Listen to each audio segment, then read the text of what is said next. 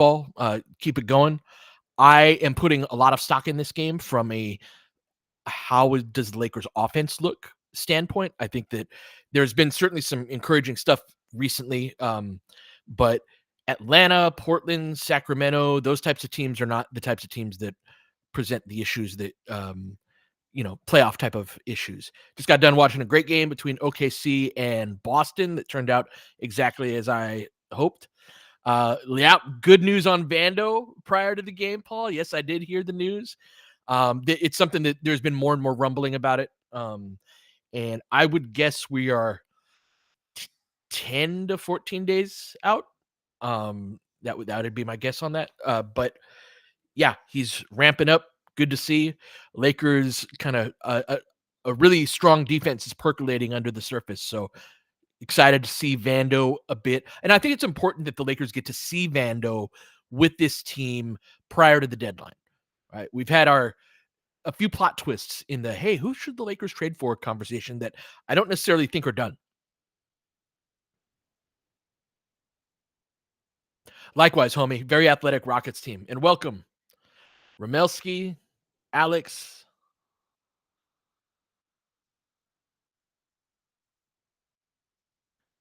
Grape. Are we pronouncing that grape?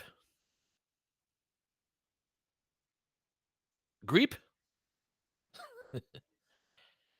Sup, Seb? Good to see you again. Thanks to everybody who joined me earlier for the film session on Kessler, which is basically a long-winded way for me saying this guy's a very good defensive player, solid all around, but we're probably not going to trade for him. I agree, SimCity. This would be a big W tonight. AJ, welcome. Regina, Mr. Blue, good to see you. George, always kicking us off with the LFG.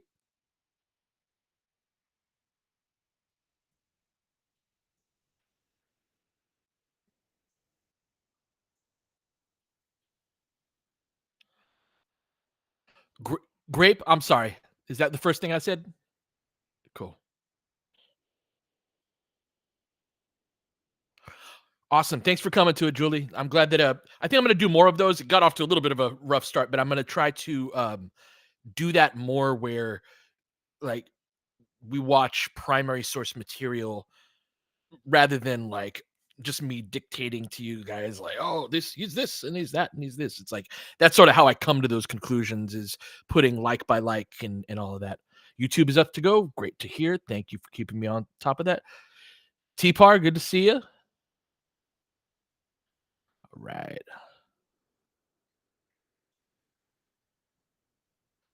Oh, yes, AJ, good question. Austin on Van Vliet, Max on Green. Oh, that's an interesting one. I wonder how Max would do on Green. That is a different type of matchup than he's had. I think you're correct on the defensive matchups. And yeah, Thompson's a handful. But I believe in Rui's like play hard and ability to deal with an athlete. Like I think he can do okay on Thompson. But yeah, I love the Thompson twins are fantastic.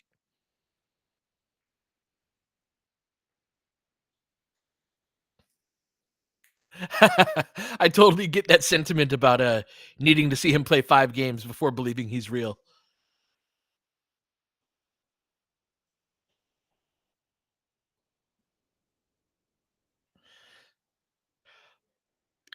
Capri, I like it coming out of the gates hot. By how much are we winning today? If we get the win today, I'm going to be very happy. This is a tough place to win on the road. Third game in 4 nights. What's up, Aaron? But Lakers are playing well. They just lost a guy. This is a winnable game for sure. One thing too is they, at least as I recall, they switch a decent amount. And that is something that I think that the Lakers are a little vulnerable to. So again, this is a team that I will put a lot of stock into how the Lakers perform tonight. Yep. No Tari. Oh, they were hoping Eason would be back tonight, but he's out again. Yep. So Eason and Smith. How badly does OKC have to shit the bed to not win a title in the next 8 years? I mean, I think they'd have to. First off, the contracts come up on you quick. And yeah, it's never guaranteed. I think you could have gone back a dozen years and said, Kevin Durant, James Harden, and Russell Westbrook. How badly does OKC have to shit the bed to not win a title in the next 8 years? And it didn't happen, right? And I think that under the new CBA, that's part of the tyranny of it is once you get to those second contracts and all of that, the J Dub and Holmgren, all those guys are going to add up very quickly. They also, but they have tradable contracts. They're in as good of a position as they can be, right? Um, but yeah, that I think Regina is part of the calculus for them is do they convert those players to be upgrade their roster now? And if so, what does that look like? Is that a star? Is that a another, is that like an Isaiah Joe upgrade or something? Um, and but once they max out their guys, there is an argument to be made if they want to maintain a certain level of play that keeping some of those first round picks are going to be important just to have functional players, guys who are good but not on their second contract. However, great to see them get that win today. Uh, yeah, I'm more worried about this game. Likewise, AJ. What's up, JD? Good to see you around here.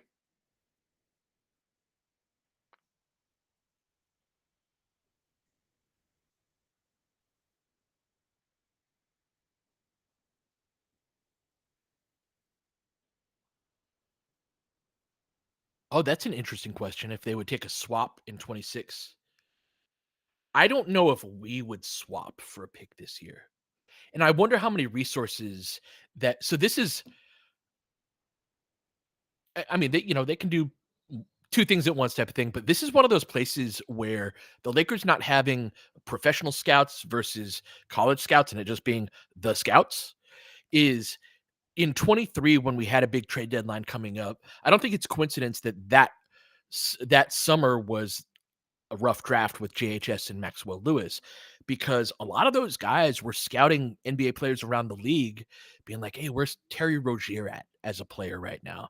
Where is D'Angelo Russell, who they ended up trading for, right? Like, but they had so much in the way of expiring contracts that it was like, we have to nail this trade, and this is more important to us than the scouting college this year. Good to catch a game live with you too, Strong Sauce. Welcome from London.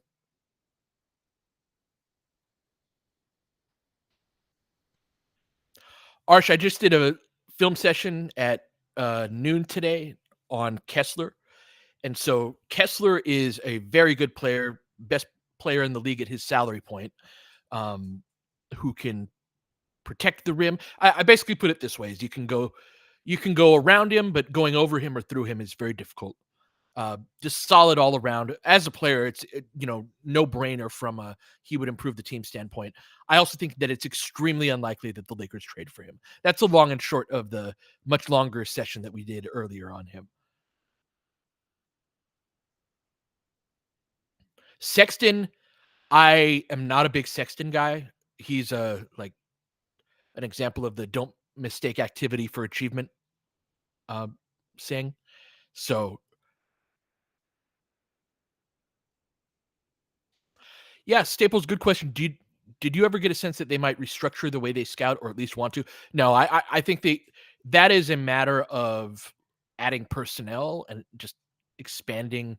They're in this weird place right now. They're adding a bunch of mid-level executive people, like more people to come up. It's so frustrating, like what they're, and this is like 70% of what I'm saying is about the business side, which is not what you guys care about quite as much.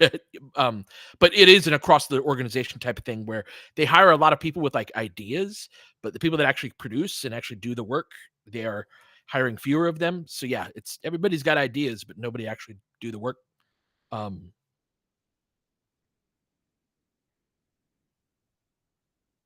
what's up, Tony?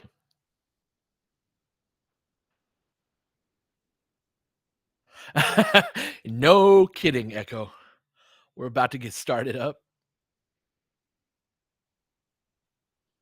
Cardboard Jesus says, win or loss, I'm eating tacos regardless. I like you, Cardboard Jesus. We would be friends.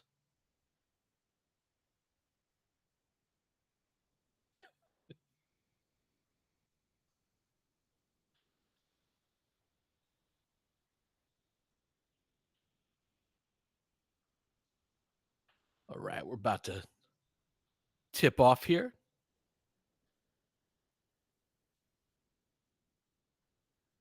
And we're off. Couple tips there, but Lakers win it. Austin with it. Hand off to LeBron, over to Rui. Looking for a screen for AD. Into an inverted ball screen with Max. They switch, as they will.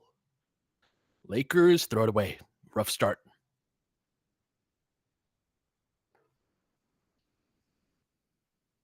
Yeah, starting with Brooks on AD and Şengün on Rui. That is what teams do. You know how we start with Rui on perimeter players sometimes? That is a sign that they're going to switch. Lakers switch that. 11:30, 29, 28 if you're trying to sync. Oh, too easy.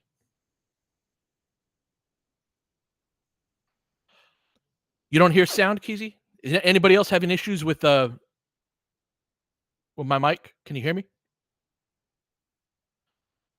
All right, cool. Thank you. Thank you. All right, Austin with it. Lakers down 2-0. Over to Rui. Makes a move. Şengün moves his feet, kicks it back out. Nothing doing. 11 minutes on the clock. Pull up, fade away, misses long. Thompson with the rebound. That push. Oh, yeah, they're going to run right at us. Quick 4-0 lead. LeBron or Austin makes a move early on, spins it up and in. 10:38 left, gets the Lakers on the board.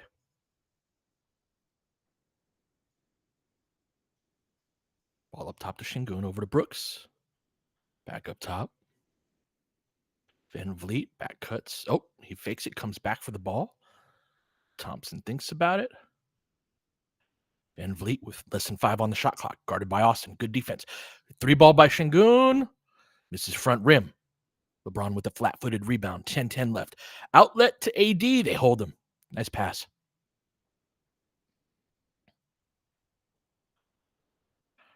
I can sync from a. Am I ahead of people? Am I behind? I got Abe saying, yeah, AJ saying behind. For Abe, I'm ahead. For other people, I'm okay. Yeah. What's up, Tempt?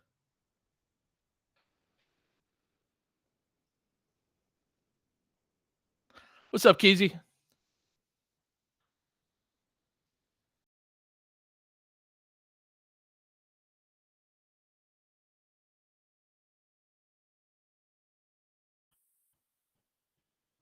Yeah, what are we looking at here? Yeah, I'm sorry, Abe. I think I gotta stay where I'm at. We are less than 2 minutes into this game. What are we doing?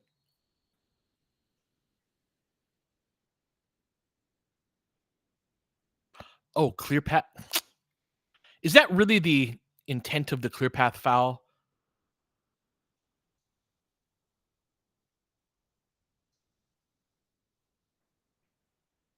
I'm sorry, Abe. I try to make it as good for as many people as possible.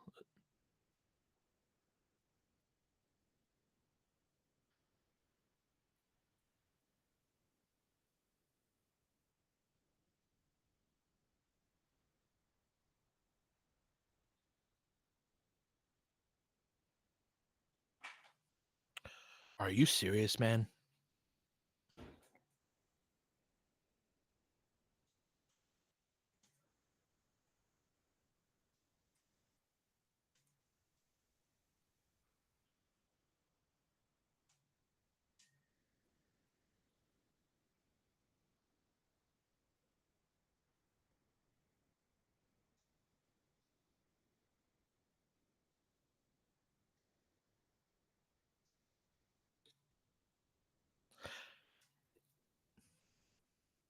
Yeah, I know. I'm trying to get the spammers out of here.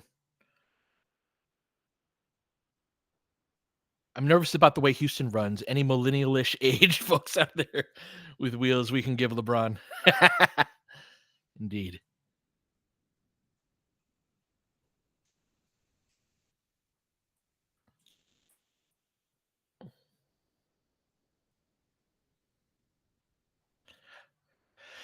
Just totally unnecessary, but we're back at it.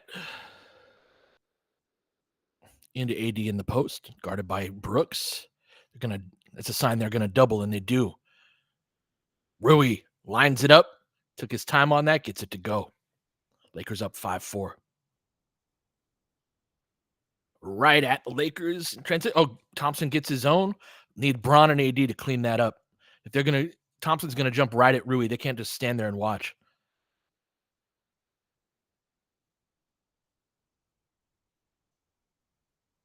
Lakers down 6-5. 9:35 left. Into AD again, looking to go at him against Brooks. See how they play this. They double again? No, they say him one-on-one. AD goes over the top as he should. Lakers up 7-6. Thompson with all 6 points for the Rockets. Brooks misses everything, saves it. And LeBron tracks it down eventually. Skip, nice pass. Max, corner three. Little bit long, just off. Van Vliet with it up the right sideline. Into the pocket. Şengün dumps it off. Going to be a turnover.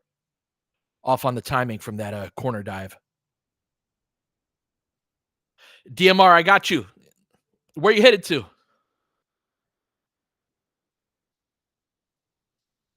Got an overhead shot of Austin. Passing the ball over to Rui. Japan, enjoy. Into AD. Gonna really hit on that with Brooks ISO'd on him. Skip, throws it out of bounds.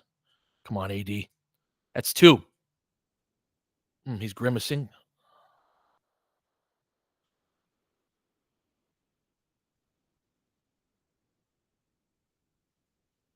What's up, Brazil? What's up, Lucas? Welcome from Brazil. Yeah, I got you. 8:24, 23, 22. Spin pass out to the perimeter. Brooks drive, shot fake, fades away over AD, misses long. LeBron with the rebound.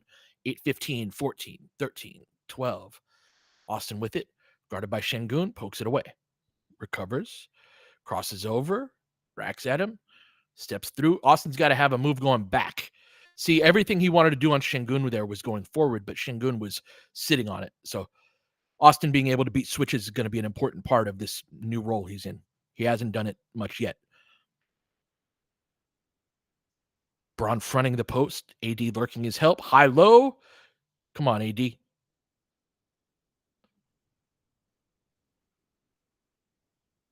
Lakers down 8-7. Good entry pass. Rui misses everything but the backboard. Racket. Take it right at Max. Nice finish over the top. Green. Outlet to Rui. Ball reversal. Matt Austin. Swish. Nice shot. Ties it up at 10. 7:15 left. Yep. Good swing right there, homie. Green with it. Goes around the ball screen. Pull up. Good pull up 3-ball shooter. And he knocks it down. 13-10. Rockets up. 6:55 left. LeBron with it. Out to Austin. Swing. Rui. That's you, man. Pull up midi. Gets it to go. Yeah, Renz. Green is definitely an uh-oh if he's hitting. One of those guys. Hard fire to put out. Lakers down by 1. 13-12. 6:35 left. Lakers switch that into the pocket. Şengün. Awkward little push shot. Misses short. Bron with it. Step up screen from Austin. Got hit in the face. No call. Dribbles into a post up on Brooks. Over the top. Lefty. Nice shot off glass. Lakers take the lead. 6:10 left. Max on the ball. Green pull up 3. All right. Misses everything. LeBron with it. Outlet to Max. Careful. Entry. Come on, AD. That's going to be a dunk on the other end.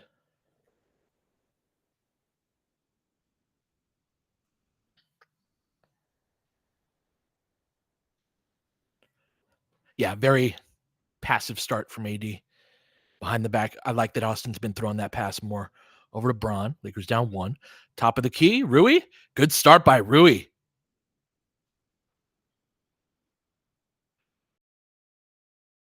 17-15 Lakers. 5:20 left.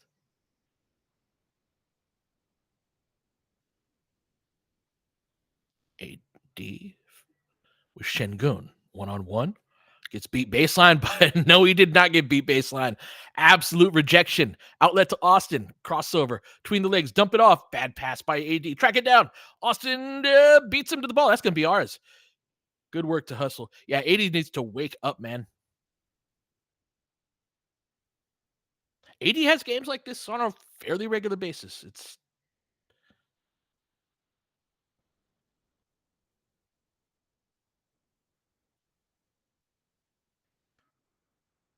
He's going to be a very important offensive player for us under this construct. And yeah, his passing needs to get better.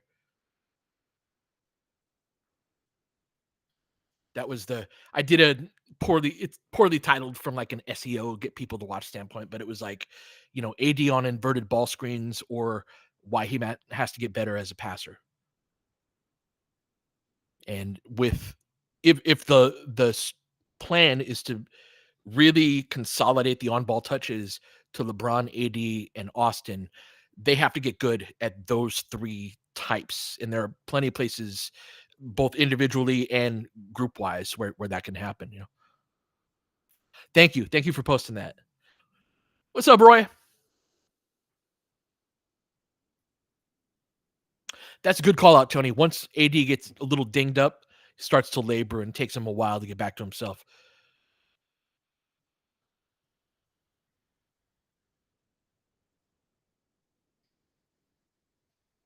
He tried to throw that lob to 2009 athletic LeBron.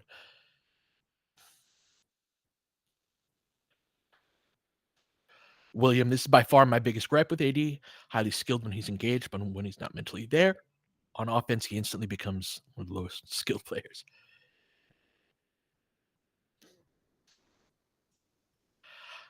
Seb, I think you're totally on the right track like that. The one thing I would say is that the other thing I would add to that is that Jalen Green can get going a bit. But by and large, I agree with your point that they don't have enough offense to separate.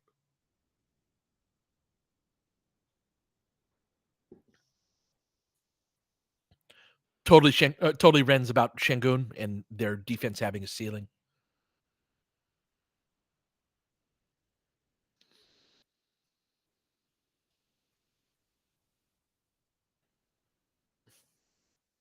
What is he lacking for you, our Laker? E. White, I was just thinking that point about like this start from Rui is one of the differences. Like you don't get as much from a DFS.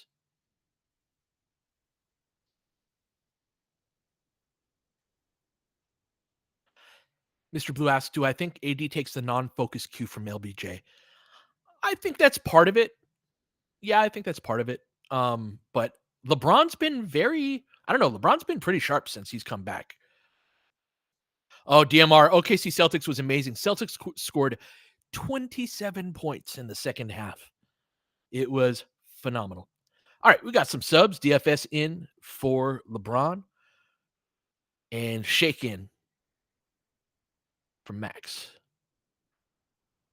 AD with it on the elbow. Jumper over the top. Misses short. Track down the rebound.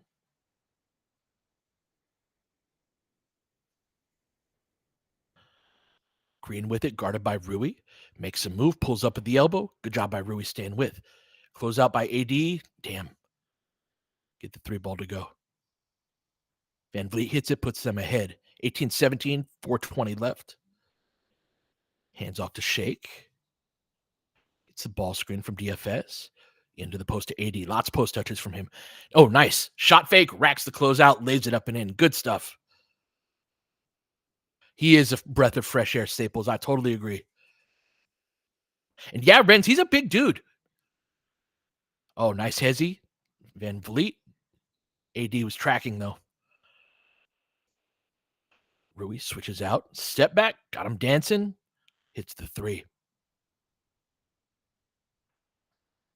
21-19 Rockets. 3:42 left. Into the post to Rui. Guarded by Green. Pressuring up on him. Rui ripping through. Racking baseline. Going to get a whistle.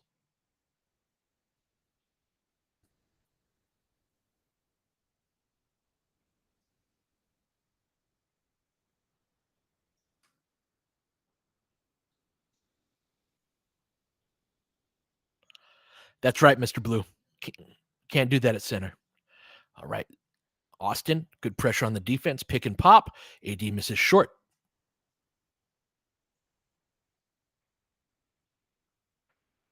Queen comes off the screen. Switches on to Dodo. Fades away. Gets it to go. Worried about him right now. 23-19. Up to 10 points on 4 or 5 from the field already.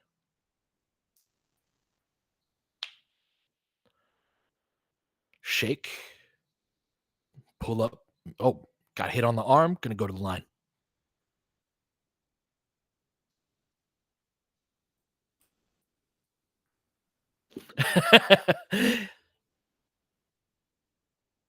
Got to get ready for that early game, Grape.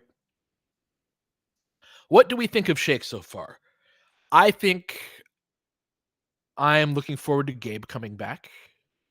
And I think that he's a nice upgrade over JHS. Yeah, 5th guard. Bingo.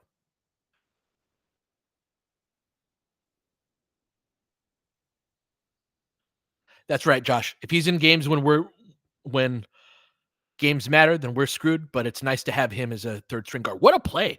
Who did that? Was that Rui? Oh, it was Shake following his own. All right. I was gonna say you must be new.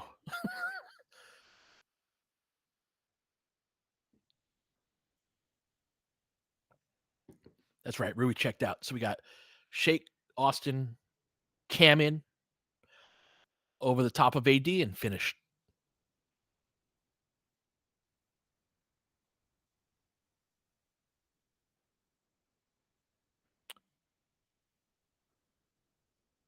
Dodo with it over to AD. Lakers down 5. Fade away over the top. Tough shot. In and out. Van Vliet.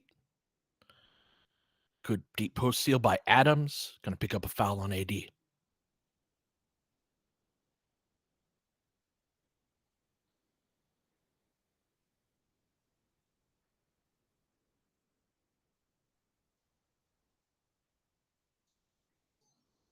Going to have a timeout. Lakers down 5, 25-20, 2:21 left. So yeah, since LeBron checked out, the offense especially has been rough. Been heavily through AD, and he's 1 for 5, 2 turnovers, couple of assists, but just 2 points from the field. Rui keeping us in it, but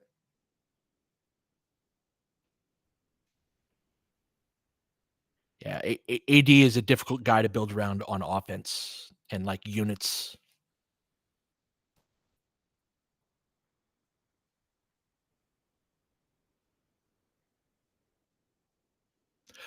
Roy, we're running fewer pick and rolls because they switch a lot. And so we're trying to get a mismatch for AD. And then since they're switching, it's like, oh, you're going to put a smaller player on AD. Let's go through him. We did run a pick and roll with him where just a moment ago where AD popped out to the top of the circle and missed that jumper. So we are doing it, but that is part of the reason why you'll likely see a reduction of those tonight. It's right now it's Milton, Austin, Cam, DFS, and AD.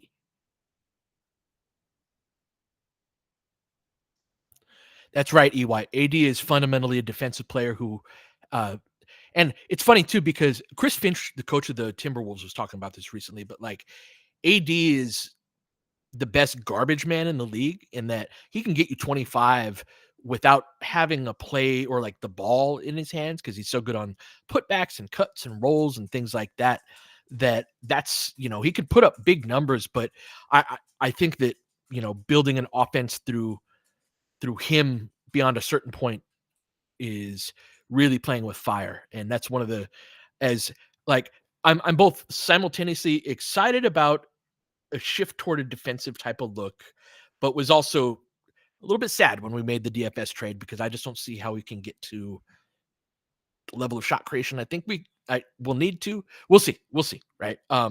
So part of that though is predicated on my watching AD be the center of offensive units for several years.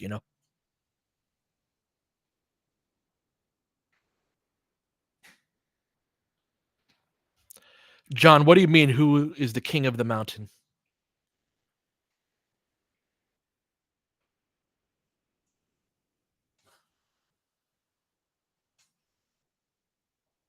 That's right, Josh. No, NY Laker. I think getting a big like Kessler would make it more difficult for AD on offense. That two non-spacing bigs would like the second big makes spacing more difficult.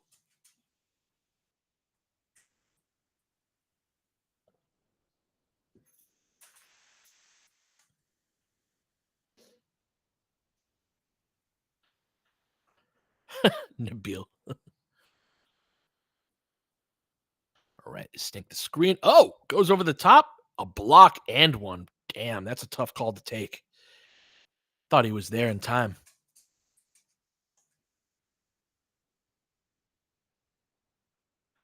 Totally agree, Mr. Blue, but that's why I have a concern. Oh yeah, he was late.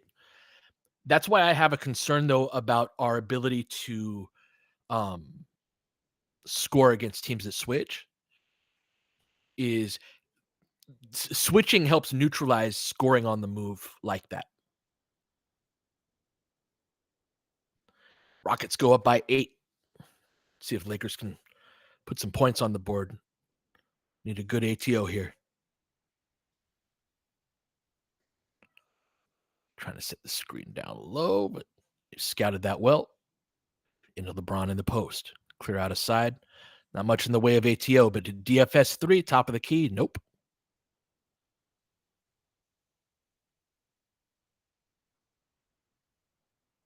Adams with it in the post.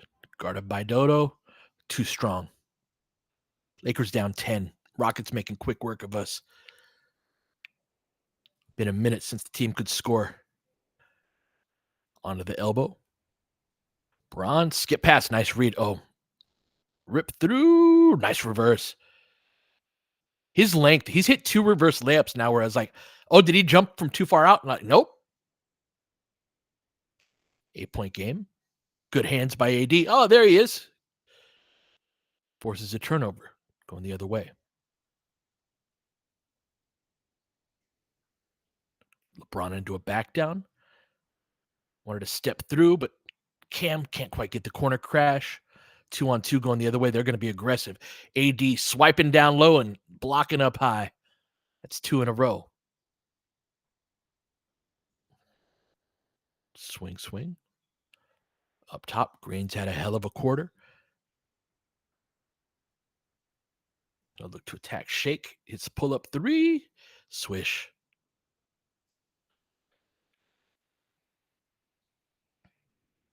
Get a hold on the rim run. 18-point quarter for Jalen Green.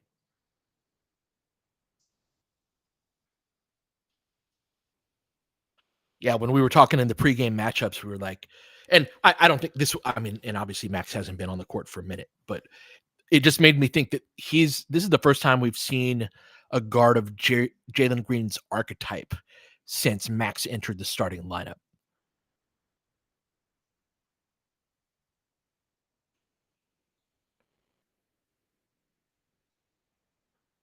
Driving kick, AD, corner 3, misses. Jesus, man. Dump it off. Shake saves it from going out of bounds. Did he not? He did not.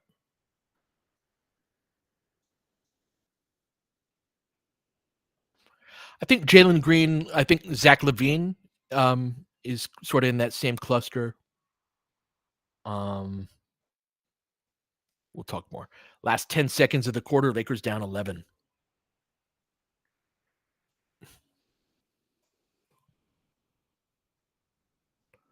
Over Swing, swing. Three ball at the buzzer. Nothing but net. Lakers give up 36 points in the first quarter, go down 36-22.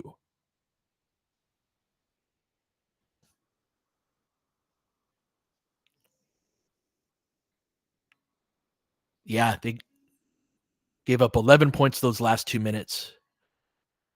It's funny, the numbers on the LeBron and AD groups, um, that those two together, those groups have easily the lowest floor from an energy standpoint.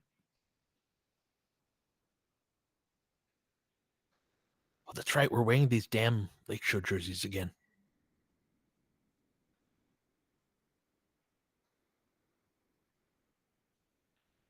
Totally agree, Chenny, about not a fan of how AD has played. This is also like, I don't know. This is sort of the weakness of the Lakers build, I would argue. Man, Milton and DFS are a minus 16 apiece in 4 minutes and 58 seconds. Oof. Cam minus 12. Just a brutal, brutal, brutal stretch from the bench plus the guards. Or I'm sorry, the bench plus the stars group.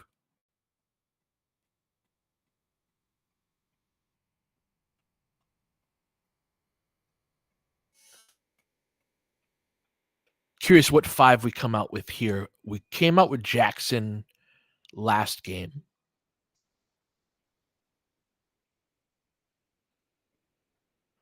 Ramelski, no kidding. Max a +2.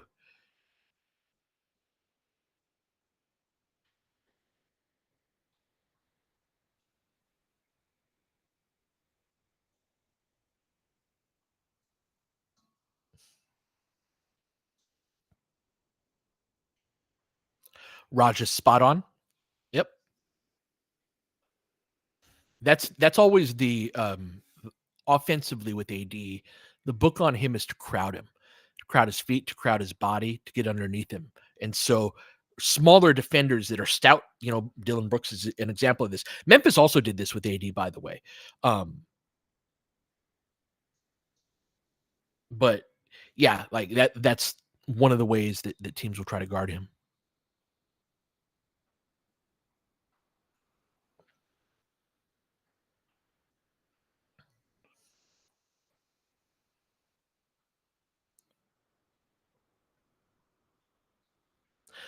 Good call out, Nabil, about Denver doing that last night with Russ on Wemby. It's one of the cool things about basketball. It's sort of the rock, paper, scissors of basketball is, can I beat you on the ground with my feet? Can I go through you or can I go over you? We're back at it. Trying to go right through Austin. And so that's the way you'll see the nature of the attacks, that you'll see how players get attacked. Austin's a perfect example right there. Austin's got good speed. He's, for his height, or for his position, he's got good height. He's like a 6'5" guard, right? And especially at the one, totally good size for the position. It's the strength where he's weaker. And so that Austin just got ran over. Teams try to do that all the time, where they just try to go right through him. And that's why I refer to that as sort of an entry point defensively, is that is the place the other team decides, okay, who are we going to attack? You. And how are we going to attack? Like this. Gabe is a guy, the way they attack him is over the top, right? Rui is a guy, they'll attack his feet and try to go around him. So this is sort of if you look at basketball through that lens and offensive basketball in particular, you'll start to see like the rationale for why plays are run the way they are. In the game for the Lakers, we got Austin racking it. Good block from behind. Austin Dalton, Jackson. Got DFS and LeBron, I believe. Yep. Lakers down 15. Backing down. Fades away. Didn't have a great angle. He's caught between two shots right there.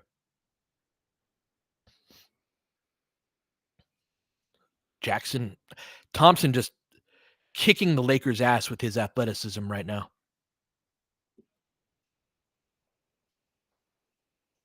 They are getting run out of the building. Reference this back to the Detroit Pistons game. You know what I'm saying? Like Houston to me is a better version of the Pistons, who I really like, and they're going to be right there fairly soon. But in terms of the nature, the athleticism differential is this is one of the things about basketball is you can get to a breaking point in several different aspects of the game. It can be shooting, it can be physicality, it can be speed, where or just an overall all athleticism differential. That yeah, teams can have a lot of issues. Good question, Roy. Why are they giving a men runway each time? That's coaching choice, right? And your players got to decide it too. But if a guy's attacking you like that, you want to pick up a little bit earlier. What? Come on, man. Garbage, garbage, garbage.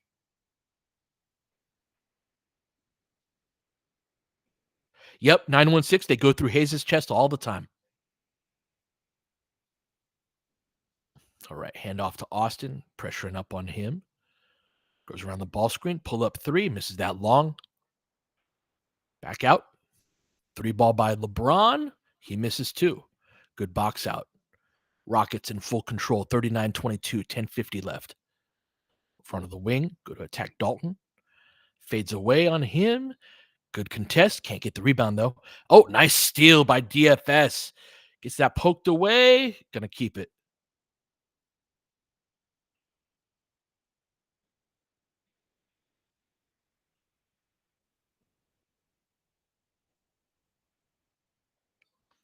So on a play like that, that's Dalton's mistake on the free throw because they have, yeah, I'll explain more in a sec, but pull up by him, misses across the rim.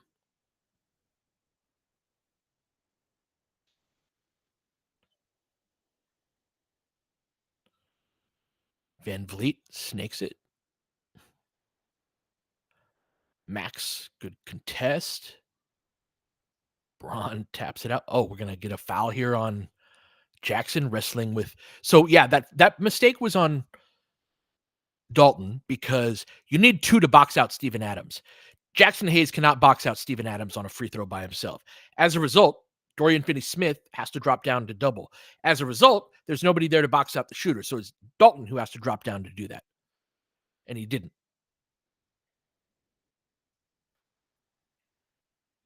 Comes off the screen. Van Vliet, three ball. Oh boy.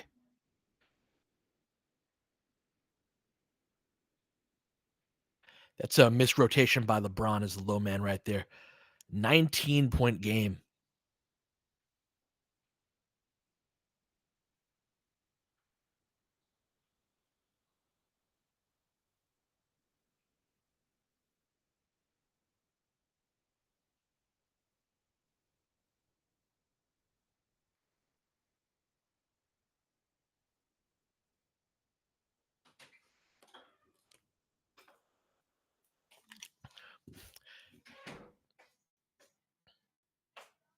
Yeah, certainly not exclusive to those two. No, and you're right. That's a good call out that LeBron was on a men there. I was wrong there.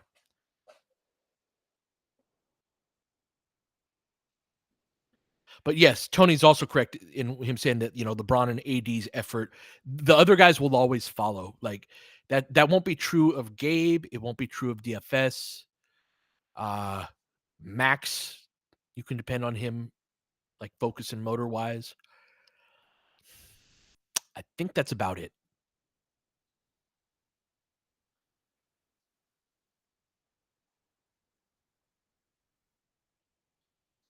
Austin's got good motor.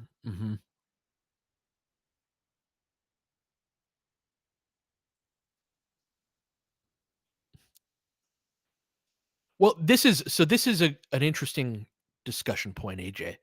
AJ says it's less motor than it is a byproduct of not playing an organized game plan. Let's take motor completely out of it because I think that this is a very important portion of the conversation. I would say we do have an organized game plan right now.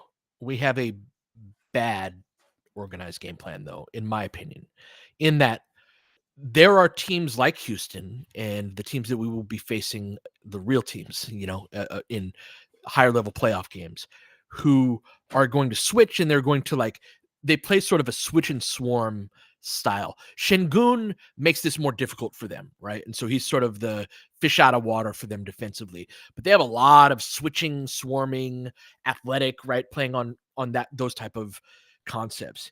And so the plan, the organized plan in a lot of instances is like, oh, you're going to do that. Well, then we're going to clear out a side, give all the space to LeBron and AD to work with as possible. And we should be able to score enough points off of that to win. The reality is, though, that whenever we do that, we don't actually do that anymore. And so the degree that we have switch beaters on this team, like I'm super concerned about the roster from this standpoint. It's not something that Austin does either. Austin will kick your ass if you're in a drop or if you're in, a, the different coverages and then switching. But yeah, if there's some ball pressure and there's some switchability,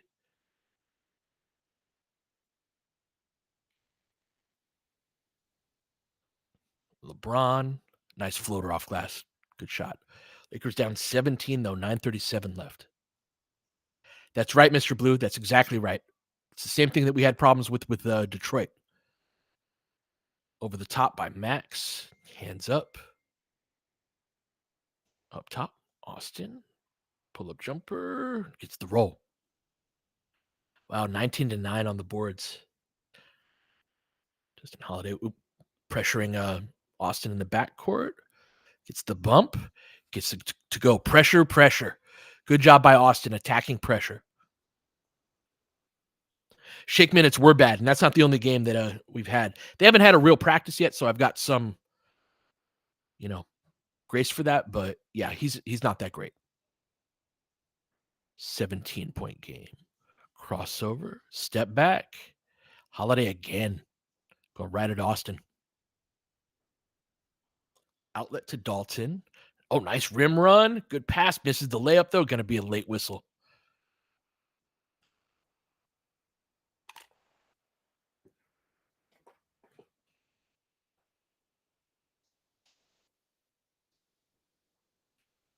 Max has been phenomenal. And yeah, he just clamps those small guys.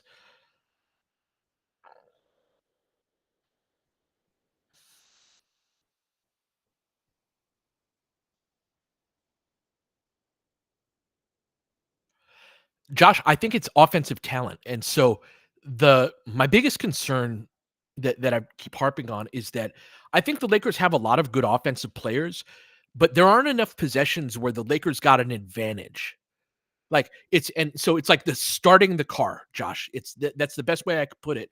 Is it's like everything except the starter like is really there. And so if we could notice how few threes, for example, DFS is getting.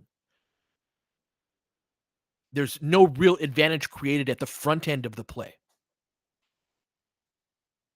20-point game is Van Vliet. Knocks it down.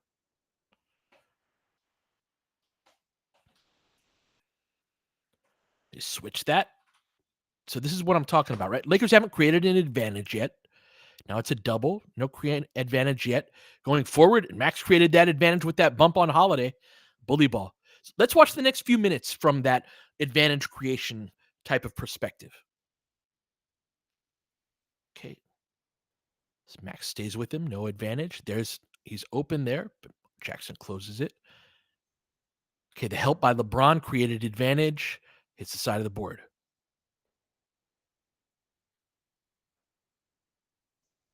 Nice. Good stuff, Max. Nice read.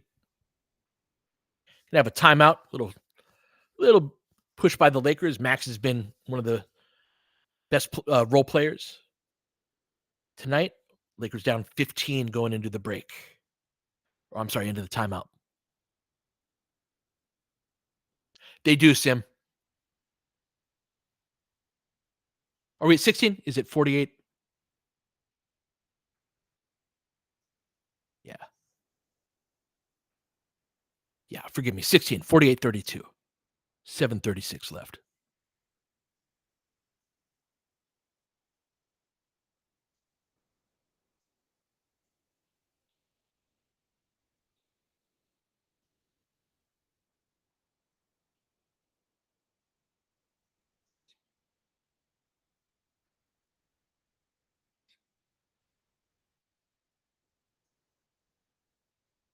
Would I consider Braun getting switched onto? Oh, that's a great question, Regina. So it is only advantage if you take advantage of it, right? So that's such a cool question. I mean, in the like, have you created a separation of sorts? So if LeBron has the switch right there, no. If LeBron has like created a seal or is like leveraging the size advantage or like steps back, takes a jumper over the top of him, then at that point, yes. That oh, they just showed it. Man, all the Houston shooters are on fire right now. But I do think, Regina, that's open to interpretation. This is sort of my just framework for it in the first place, that advantage creation idea. But I do think it's super core to basketball is that like there has to be some point of the play where it's like, oh crap, if a second person doesn't come over, there's going to be an easy basket. That's what I define as advantage creation. And so in that instance, there is no having gone by or over or around yet.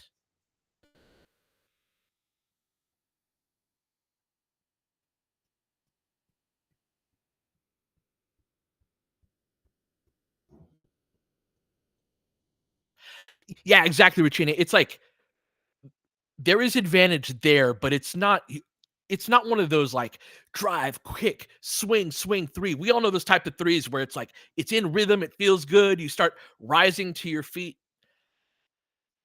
Like Lakers don't create a whole lot of shots like that, which is why they're near the bottom of the league in spot up attempts generated, despite the level of rim pressure that they can get.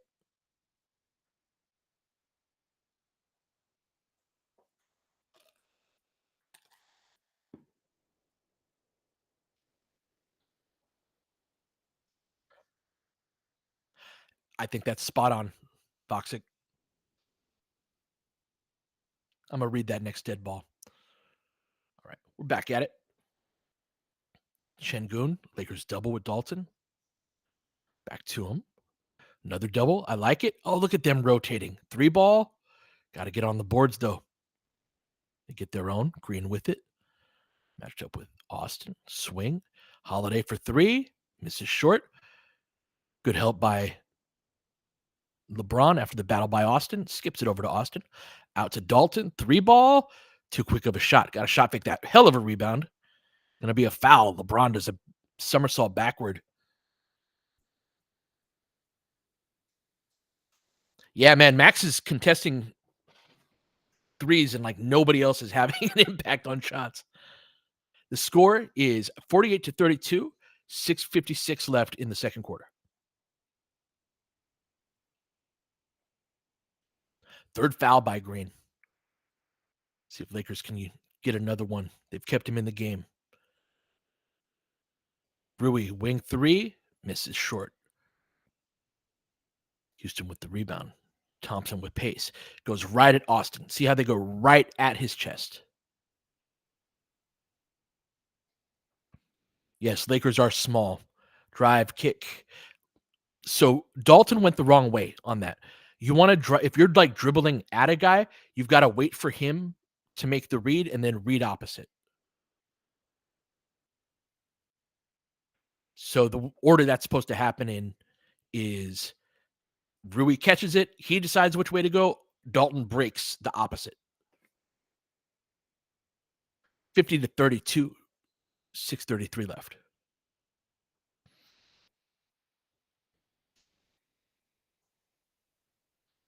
Crossover. Whoa. What a finish.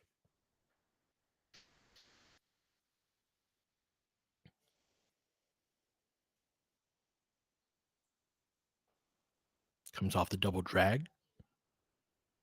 Pick and pop three. Rui.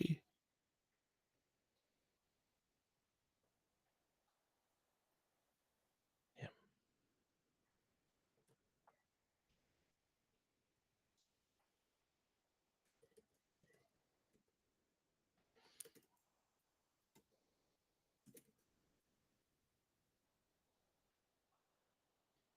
All right.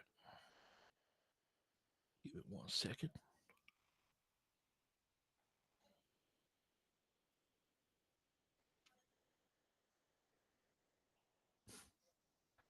Rui misses the free throw.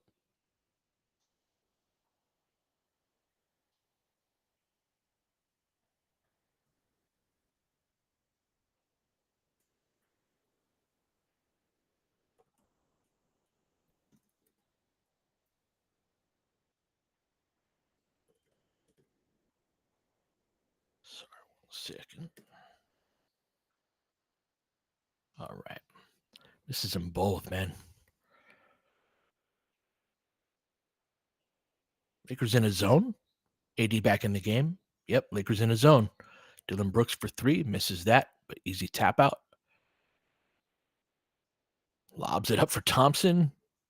Yeah, and the Lakers, you can see them like reacting super late to everything. They're watching TV on a lot of these plays.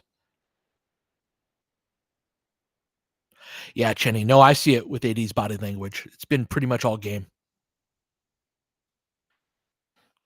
I know, DMR. It's like whenever we go into it, it's the most like dummy zone, just Austin left alone, pull up 3, rattles in and out.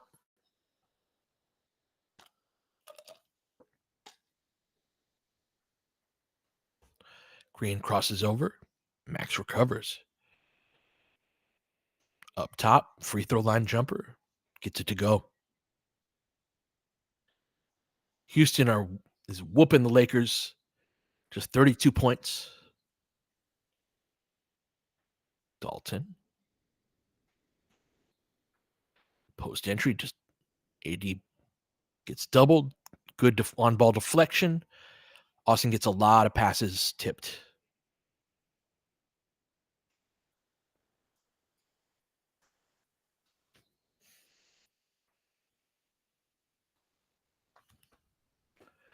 Lakers ball, 6 on the shot clock. Up top, Max deep 3. Gets it to go. He showed up today. Yeah, Max looks fantastic.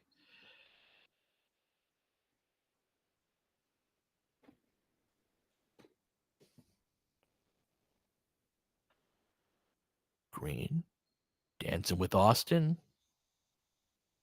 Misses that. AD tracks it down.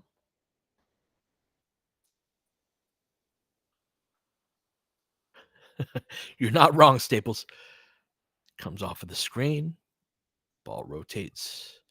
Oh, bump off by Austin. No call. Gets the end one. Let's go.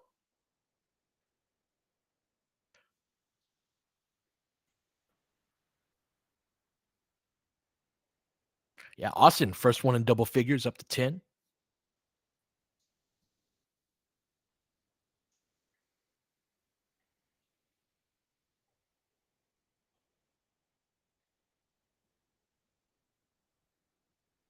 Yep, gets it to go. Lakers down 16.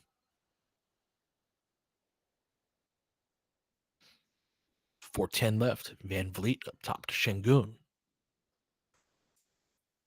Back over to Van Vliet. Attacks Austin, but he cuts it off. Goes the other way, gets a lane, skip.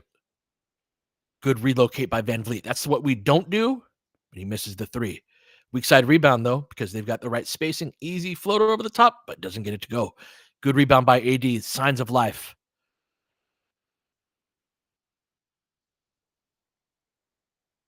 Austin looking to attack Van Vliet into the pocket. AD a little springier. Gets the layup to go. Yeah, he just... Look at him. You could even see it in his eyes. 14-point game. Green off of the screen. Over to the free throw line. Şengün gets the roll on that one.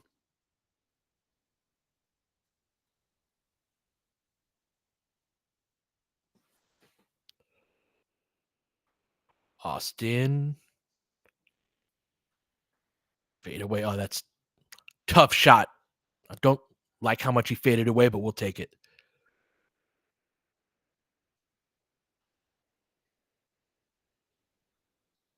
Back to 14, 2:52 left. Green dancing with Austin. Crosses back over. Fades away. Doesn't get it to go, but Şengün, that's a big dude. Going to be a foul on Rui.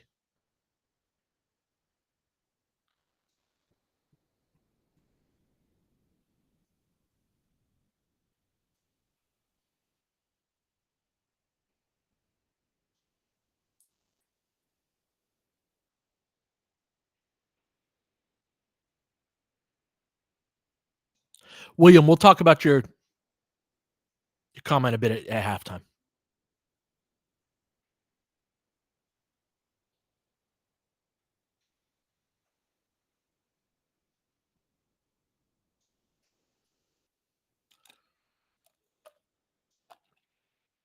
I did not know that, Josh.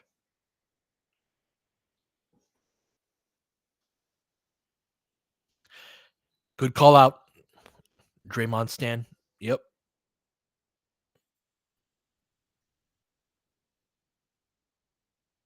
And that's a lot of just do your job type of shit.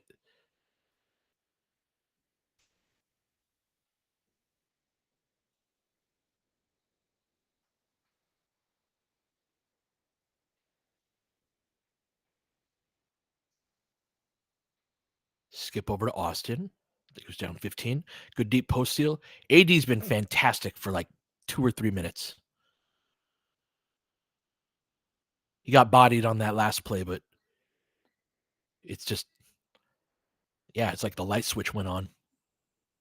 3 ball. Misses that. Damn, can't win the rebound. Just getting killed on the boards. Rui dancing with Brooks. Pull back 2. Gets it to go.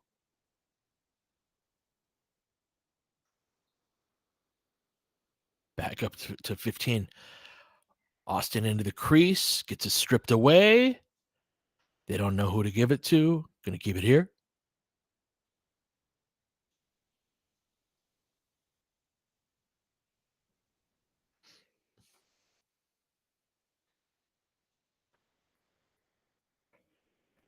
Up top to Austin. Deep. Oh, nice pass. Nice cut.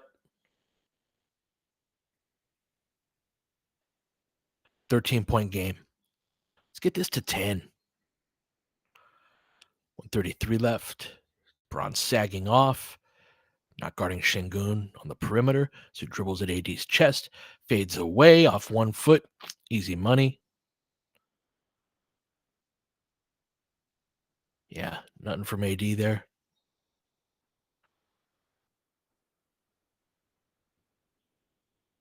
Top.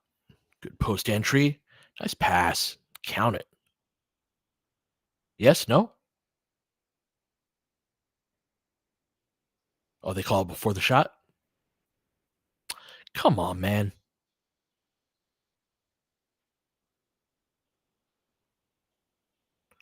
Gonna get free throws at least, but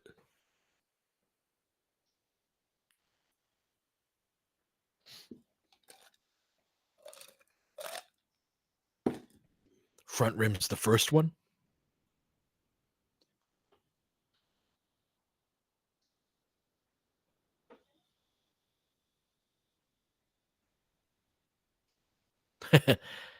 That's right.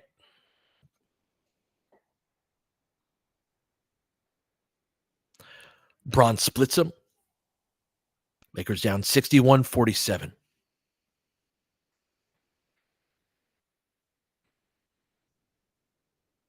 Yes, he does, Mr. Blue. It's been cool to see. Easy 3 ball. Late rotation. Can't have that.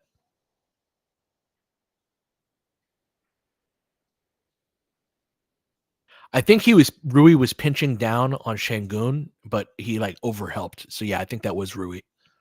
It was him closing out just very late. Back up to 17. That was a killer 3. Into the pocket, 2-man game, behind the back. Nice pass. Damn, can't get it to go. Going the other way. Thompson with speed. Drives, kicks. See, he created the whole advantage there. Back up to 20. He won't get a stat for that, but just speed and athleticism.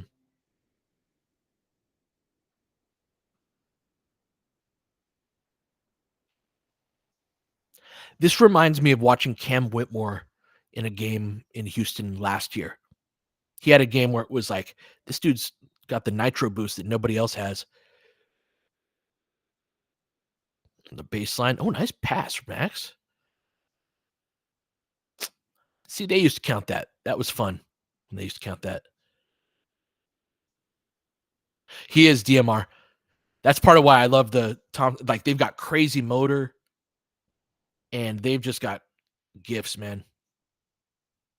I think AJ, I think we're talking about the same game. Yeah, they had a 40-point first quarter, just one of the most disastrous last minutes or two. Actually, this game also had that. Remember the last minute or two of the first quarter? They really opened things up.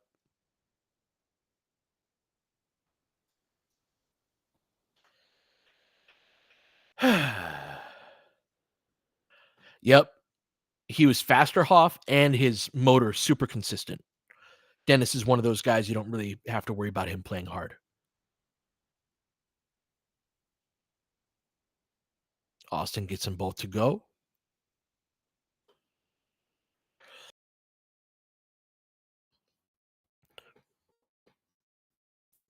All right, going to halftime. Lakers cannot crack 50. Meanwhile, the Rockets 67, Lakers 49. Lakers athletically outclassed. Jump shooting was very similar.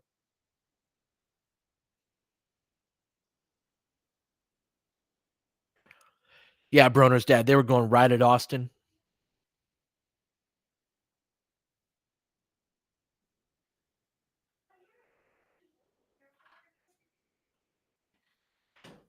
Ratstein asks, if teams are switching, shouldn't they slip or reject screens quickly? Yes, they should. That is the type of stuff that is within the Lakers' control that they do not do consistently. It's a matter of like, do you want to be a serious team or not? And part of it is you see the noticeable difference in the speed with which Houston moves and the speed with which we're moving. And so the last word of your question was quick, right? You can slip, and they do. They'll slip or reject, but they don't do it with enough pace. And so you're never going to create the advantage that you need to take advantage of, because that the nature of Rastein's question to me is, and I am guilty of talking about switching through the lens of just matchup hunting too much.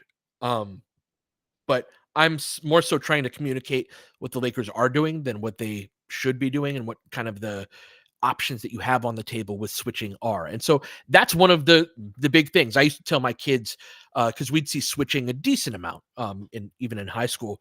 And I used to tell them, if you hear them talking to each other, switch, whenever you hear that, you have opportunities to slip. Switch means slip. So cut to the basket. If you think that they're being too aggressive, they're too worried about Keemon, for example, one of my ball handlers, like cut to the basket. And you'll have some opportunities there. And so, but you have to do it with a certain level of deception, but also within that deception, you have to make a quick burst that takes advantage of they thought you were going to set the screen, but instead you cut to the basket, right? And the Lakers do not move with that level of the screen set. So AD for most of, and just in general, as a screen setter, he's a more deliberate, not kind of a quick twitch guy anymore at that. And that's not really what Rui does. LeBron can set screens like this when he's in his Karl Malone bag and looking like a power forward. He can, but it's when he's very quick about it. Sometimes he'll pop, right? So LeBron can take advantage of that. Jackson can do this, but yeah, the Lakers do not. It's one of my biggest concerns about this team is that the talent level for beating switches is not as high as I think we need it to be.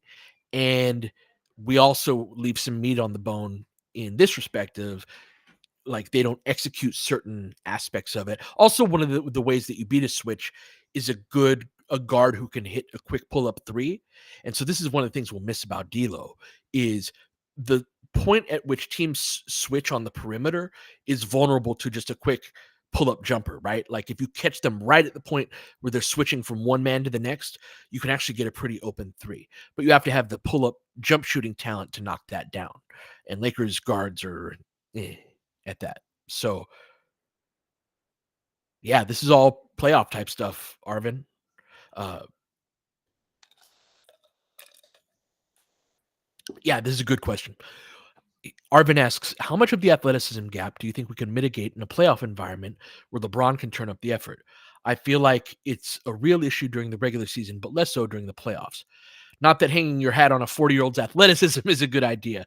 So that's totally the case. And AD has very few of these like drifting around type of games in the playoffs as well. So I do think a ton of this is mitigated, and you have that knockoff effect on the rest of the team. The one thing that I do think is real is our backcourt athleticism, which, if you read the Dan Weike article from the LA Times today, it, he communicated a level of Lakers and rival execs think that the Lakers have a clear need for this. I've been trying to shout from the mountaintops this as well, while everybody's very focused on a like, oh, we got DFS. Now let's go get a rim protecting big or a bulky five. That I totally get it, by the way. I don't think that's a crazy thought or anything. But if you look at the Lakers' backcourt athleticism, Max is the only dude that has the necessary tools to really, provide something from that standpoint. And so uh, that is also a playoff concern of mine is dealing with that level of athleticism. I think you need one more guy that has some level of force.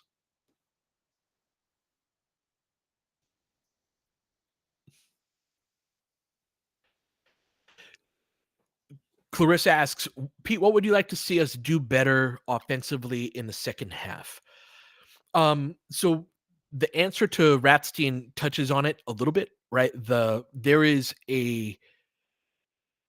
There's a method of beating switching that the Lakers do not intentionally deploy that all that often. So like those pull up threes at the switch point, the slipping screens. Um, there are different play. You want to test how far out are they going to switch it, right? Because if you can slip a screen that's 30 feet from the rim, you've got a runway to the basket, right? And so I there's a certain baseline, like we want to fight the fight and be good at this sort of stuff that like I want the Lakers to be good at this, but they're consistently not good at this in a way that I think lands on Redick's doorstep along with the stars. Like I'm talking a bit about like, oh yeah, LeBron and AD aren't able to create to a certain level, right? And so we're not there's not a ton of advantage creation there. But I think that you have to be cognizant of that and be like, okay, if we're going to clear out a side for LeBron or AD, let's do something with the four other guys to where if LeBron or AD don't have a great look or AD's getting doubled, okay, we're going to make sure that we're flash cutting into the middle. We're just being very quick and like attacking and active. Yeah.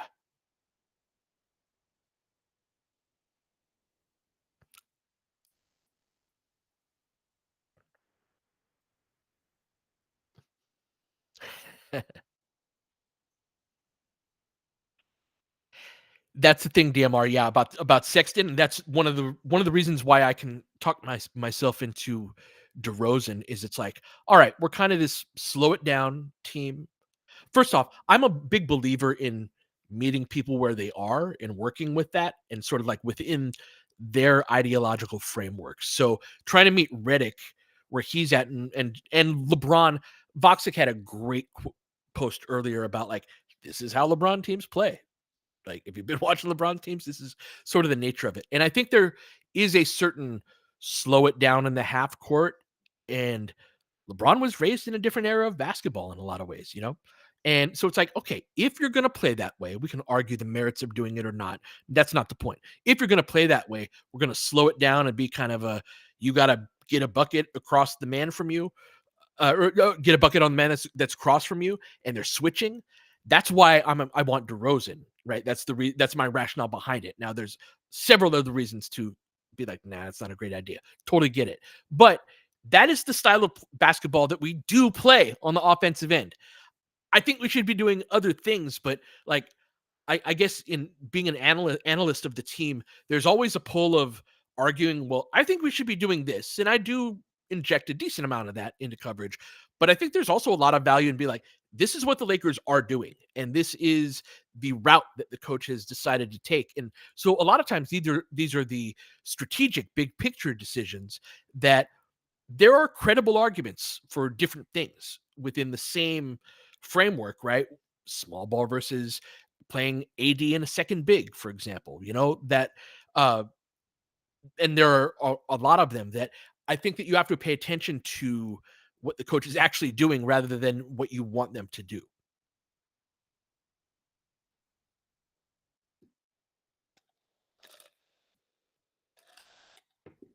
Tempt, I totally get it, and that's why it's again, there are several reasons why it's not a good idea.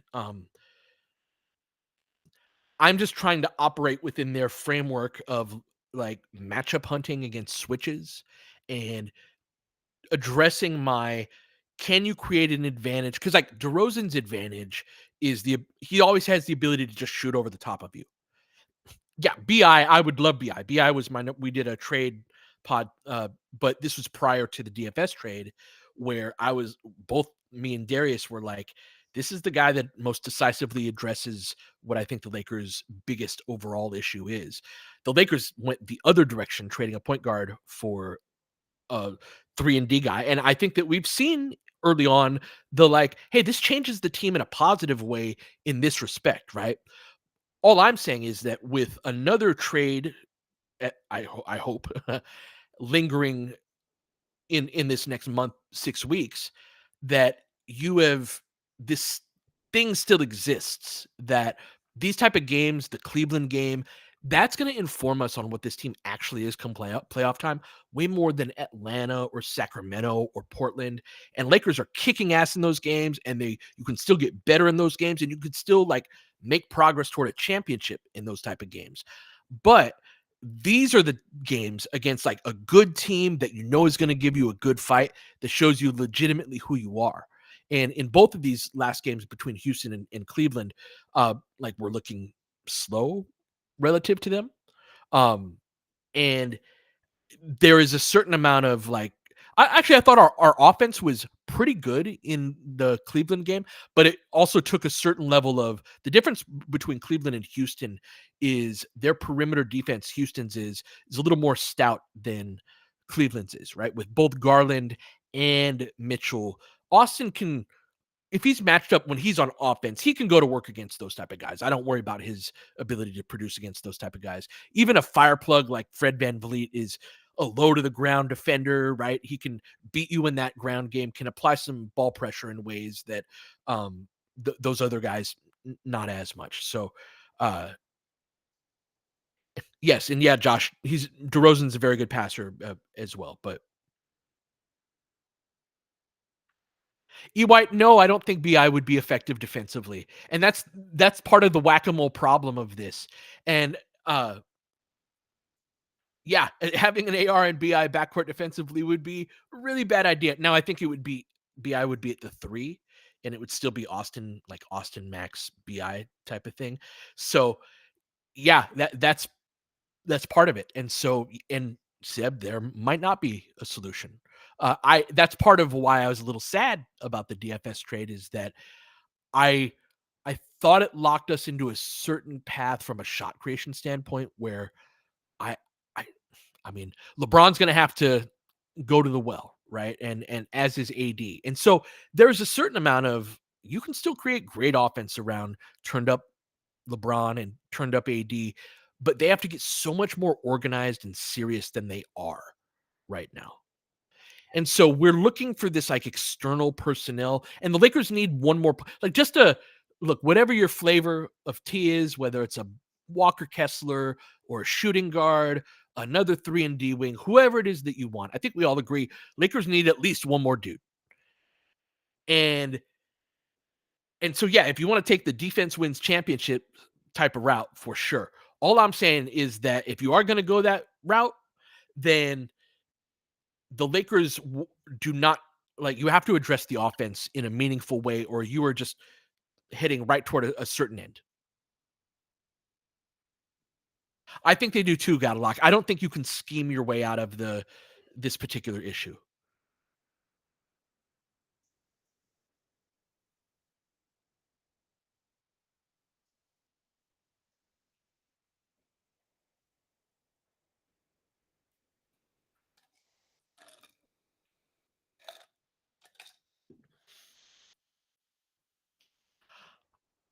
I think last I looked, we were ranked around 18 or so. It's been a weird year in terms of offensive rank in that they've been two very distinctively different teams.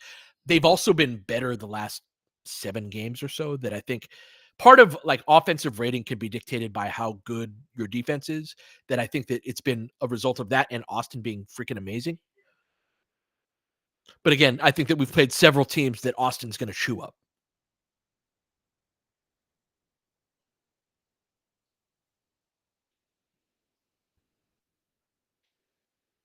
I do too, DMR. I think that the DFS trade was a positive. I just like the whole point to me is to go for it all. You know, did he play 6 minutes? That is crazy.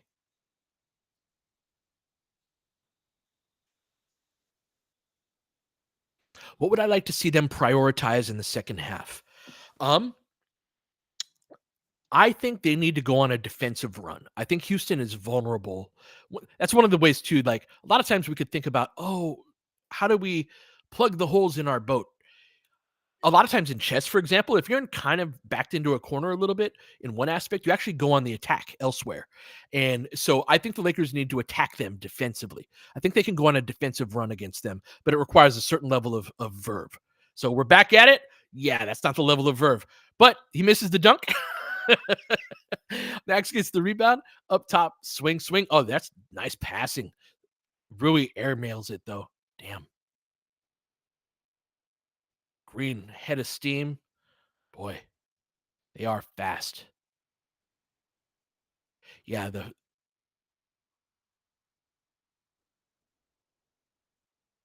Max clean look. He airmails it. My God.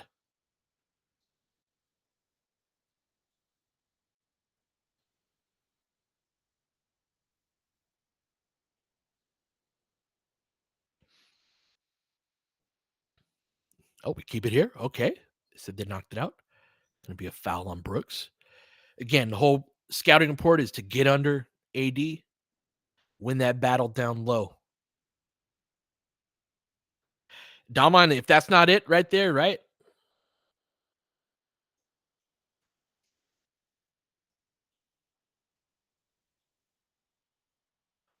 Purple Puma, let's talk about that next commercial break. It's a really good question, but I want to talk about the live action as Max slices to the rim. Gonna get a whistle. He's hooping tonight.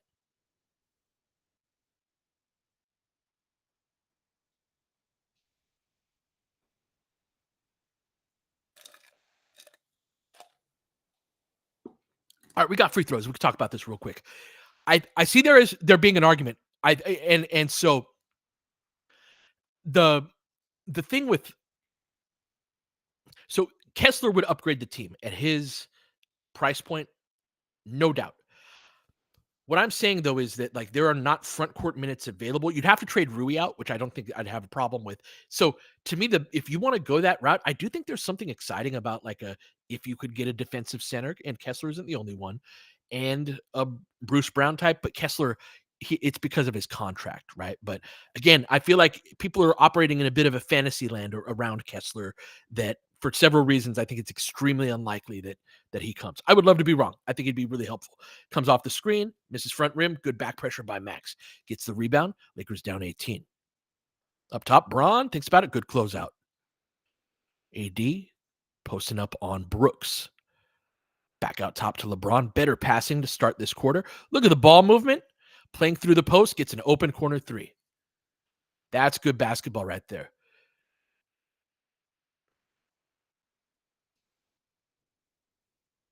They switch out there. Max out on Green over Şengün. Racks it at AD, gets the bump, gets the floater over the top. So yeah, those low center of gravity European bigs, shoulders to AD's chest. You'll see it all the time. They strip the ball of Austin, but they get it back. Up top. Switch that. A ball reverse. Oh, quick three. DFS ended the game very quickly for Rui. Missed that. Swing, swing. Jalen Green, good closeout. Good stuff, Max.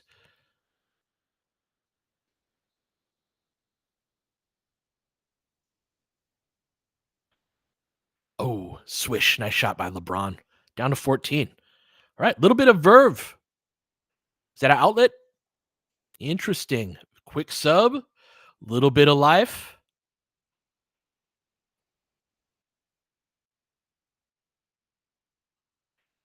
Hey, Sim, we're not in garbage time. It's a 14-point game in the third quarter. They decide to play some defense. These young ones will, their legs will start to quiver a little bit.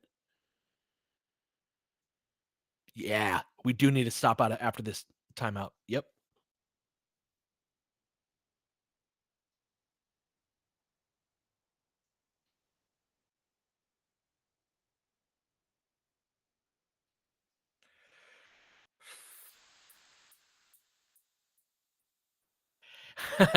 David asks on YouTube, did Rui just lose his starting job? I think, yeah, we'll see.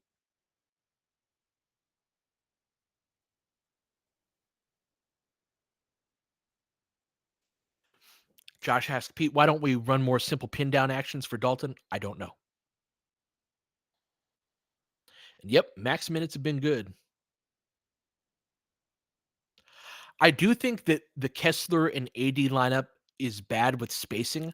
However, I fundamentally disagree with the contingent of which Darvin Ham definitely belonged to, and I'm like 90% JJ Redick also belongs to, that it cannot work, right? If the only thing that you look at in that type of context is offensive spacing, then I think you're approaching it wrong. Secondly, there is a way to space, like there are different ways to space the floor beyond just, hey, let's have five guys shoot threes. Like there's different, this is my argument about Rui spacing the floor better than Torian Prince, especially when people thought that Prince was this like markedly better 3-point shooter than Prince was. It's like, no, Rui provides more spacing because he's a threat from different levels. Prince isn't going to back cut and dunk on your low man. He's not gonna like a lot of the stuff around the rim, that power around the rim, that's part of spacing. There's different ways to achieve spacing. And so with a two big lineup, if you've got AD, like, so for example, AD's tendency to just throw his freaking body into the defense, right?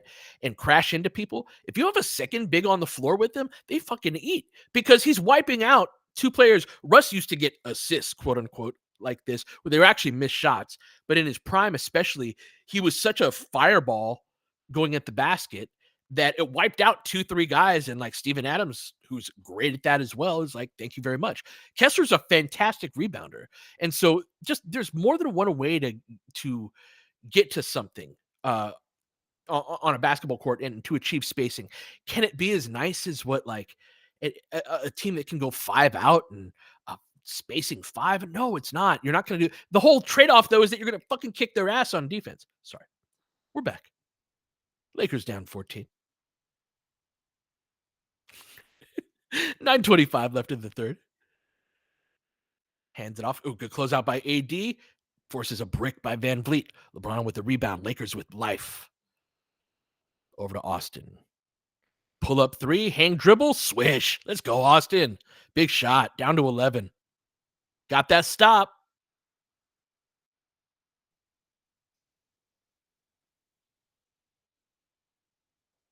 Crossover on Max. Bumps him off. Step back. Gets it to go. Good space creation right there by Green. Use some physicality to bump him off, and 13-point game. Two-man game. Oh, skips it over to AD. Hands back off. Onto the elbow. Back out. Repost. Oh, I love it. See, that much better passing, but AD goes the wrong way, forces the turnover. AD has to be more patient. And so, for example, an elbow touch right there, you're going to want to cut through on that. Like, we have a lot of standing in one spot off of things like that. These are things we can get better at. Where it's like, where is the open man in that situation?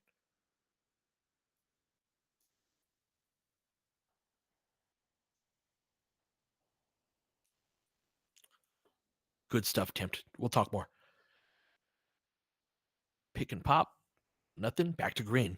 Dancing with Max. Over into the corner. Thompson. Squaring up on DFS. Coughs it up. He's got it. Over to LeBron. Pressured. Thompson running back into the play. Wow, what a layup.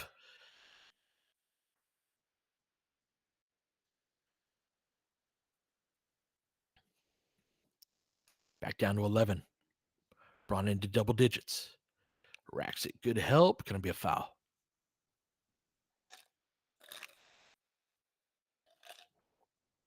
I think so too, Rachina. He's got the motor and the size, and he's quick enough, right? DFS can stay with at least more. It's more quickness that bothers him than speed. Corner 3, you live with that. Yep, and they do have him on him now. Outlet. Ahead to DFS.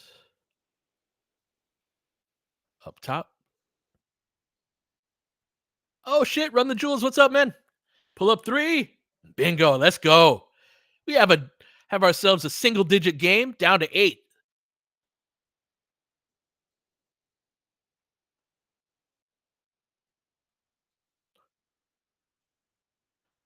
Right. Austin goes over into the pocket to Şengün.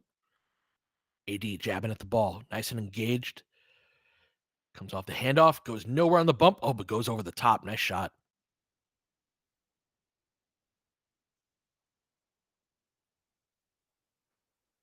Braun. They switch that. Put Şengün on him. Lakers down 10. Another 3. A little bit short.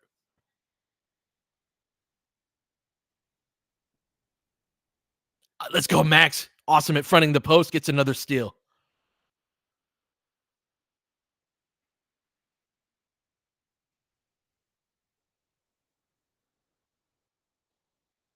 Oh, Braun racks it. Lobs it up. Good stuff.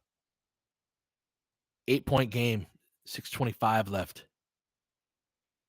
This group's playing well.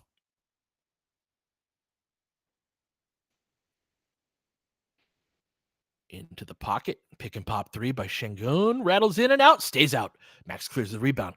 Got it over to Braun. 6:05 left. 75-67. Braun is the lead guard on this one. Dribbles into a post up. Skip. Great read. AD. 3 ball. Let's go. 5-point game. Lakers force a timeout. Loved our defense to start this quarter. This is what I was hoping for. Ever since DFS came in, this group is hooping. This is the thing, too. Like, I think this group, I think they want to play together. I think that there's probably some degree of, hey, let's see what this looks like. Yeah, this might be it. Let's go. All right, refill time. I'll be back.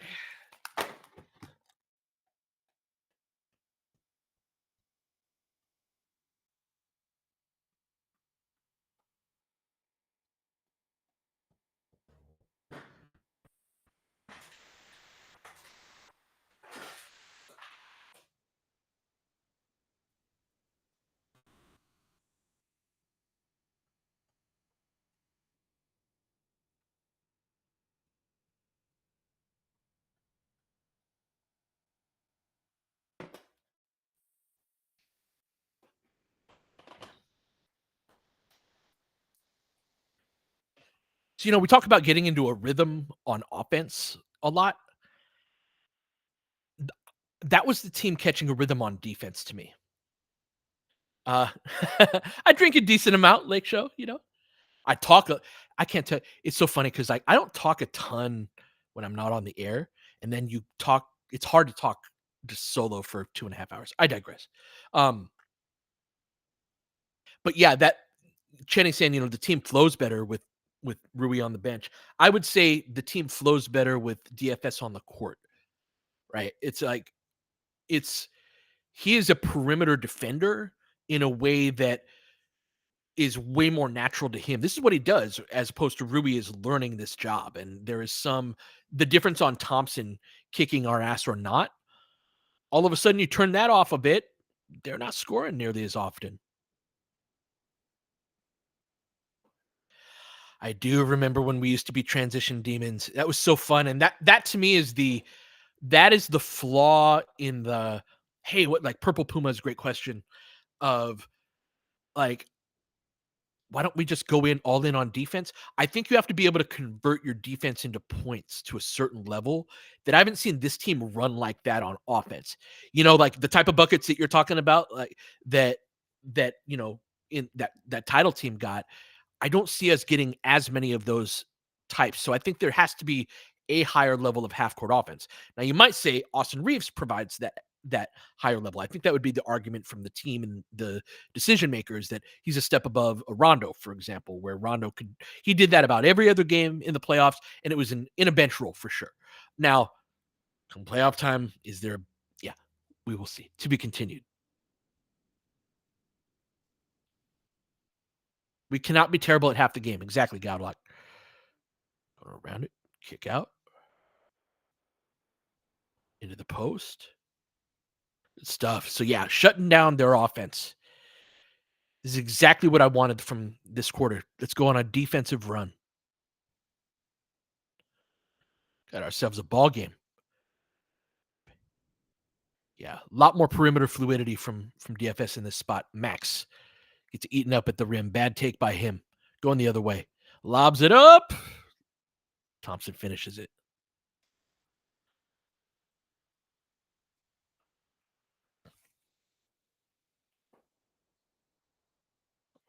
Up top to Braun. Just under 5 minutes left. So a couple stack pick and rolls in a row. LeBron steps into the three, gets it to go. Yeah, they're going way under on him. Gotta punish that. That was a big shot too from the momentum standpoint. I felt that too, DMR. Three ball, damn, they get it back.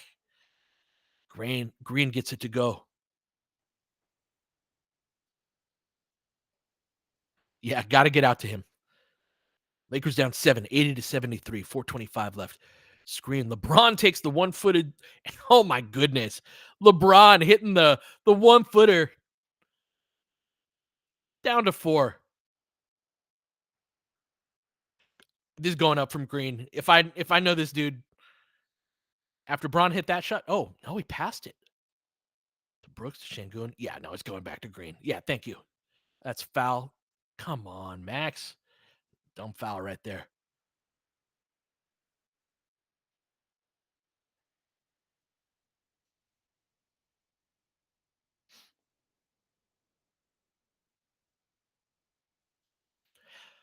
So Nabil, there are drills for Max's.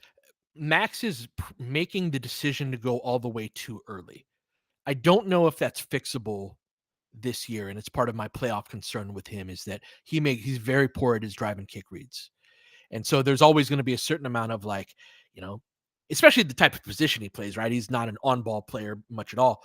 And so, you know, drive, kick, they chase you off the three-point line. You've got to attack the basket with enough force to get all the way there, which is very much the threat that Max poses, right? Is like, I'm going to get downhill and I'm going to dunk on you. But if you commit to that too early, and without reading the defense, you're going to eat it at the rim over and over again. And that's what we see with him. Well, he oh yeah, the jump stop pivot.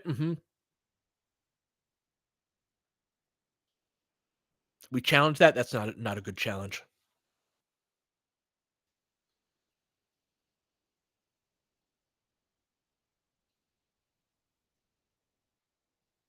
But that's the challenge, Chenny, is you rack the closeout and you want to do it, you want to hit your turbo button. So like Austin, for example, you rarely see him. He has to be going at a certain speed to shoot a pull-up jumper. For speed players, remember Tony Parker, for example, he would hit a lot of floaters because if you hit that turbo button, you're going too fast to jump stop sometimes. And but with Max, like he's deciding to go all the way too early. So for him, I want to see him actually jump pass. Use that momentum, go up with power. But if you don't have something you like, jump and skip it to the weak side wing, weak side corner. You should have options there.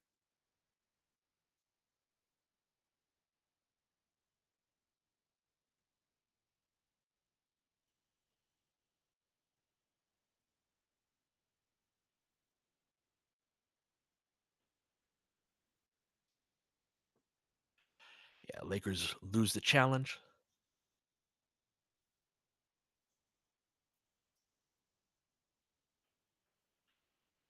Yeah, that would be cool to see Max add a floater. He's a little stiff, I think, um, but I could see it. Video about what, Nabil?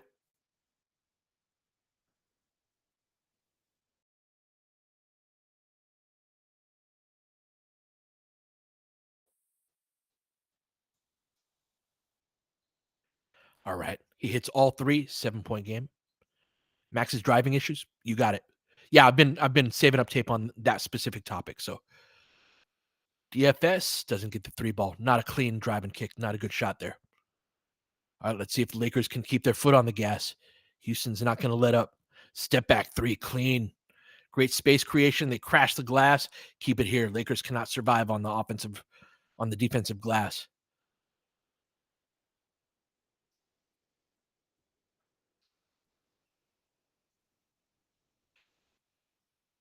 Damon, what are the contracts that get the Rockets to Jimmy? Didn't you tell me this the other night? Oh, right. Van Vliet. It's a big change to your team, though. All right. Off the screen. Into the pocket.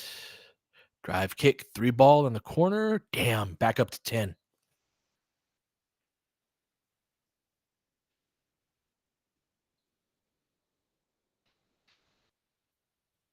Over to AD. Gonna dribble into a back down. Nope. No shot. No shot.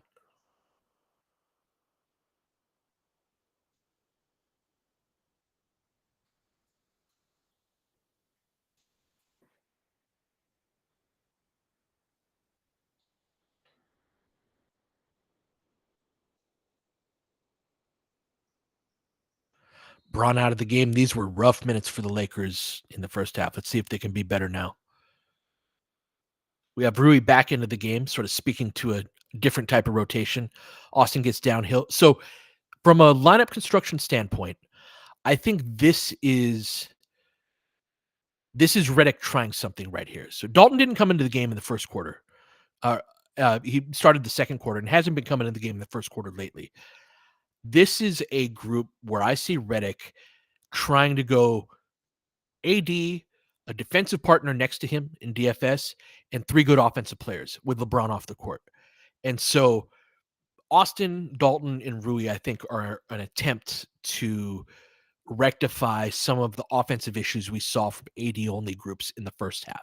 So is it going to work or not? I don't know. Just wanted to point that out, that's what I think Redick is doing. Let's see how it works out.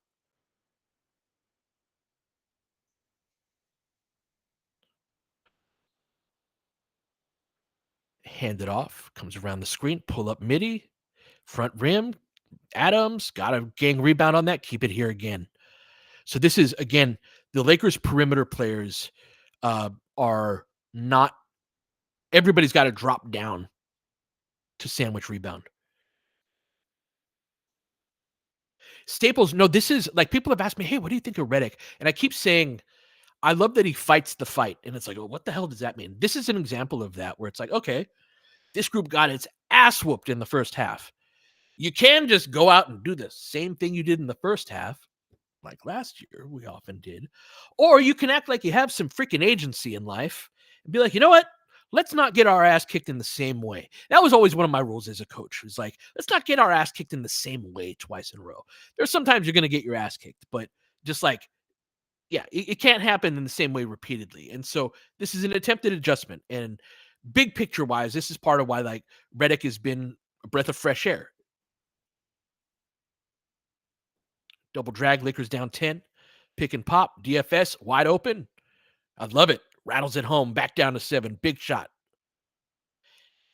Exactly, Daniel. That was just super conventional double drag screen. One guy rolls, one guy pops. The popper can hit. All right.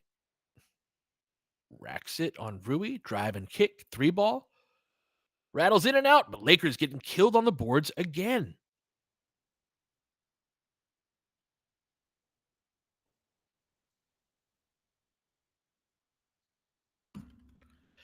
This is so part of my argument for no, it's funny, Roy. This is part of my argument for Bruce Brown.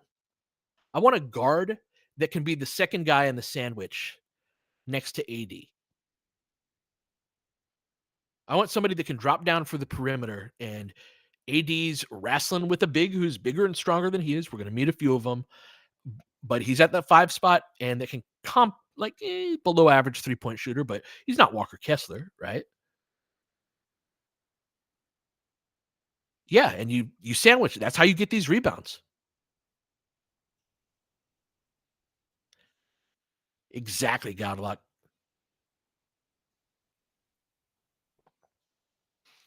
Perfect for AD too, E White.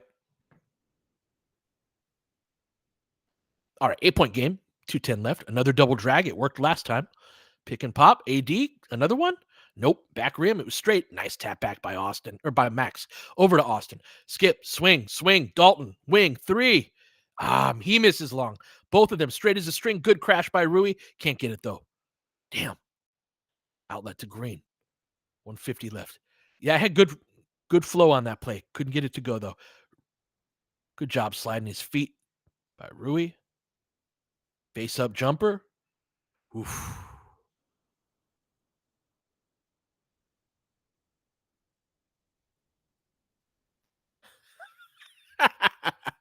Look, if you listen to me long enough, I say some wild shit. So let's lay it up.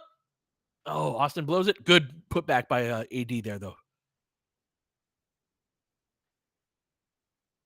Thank you, Josh.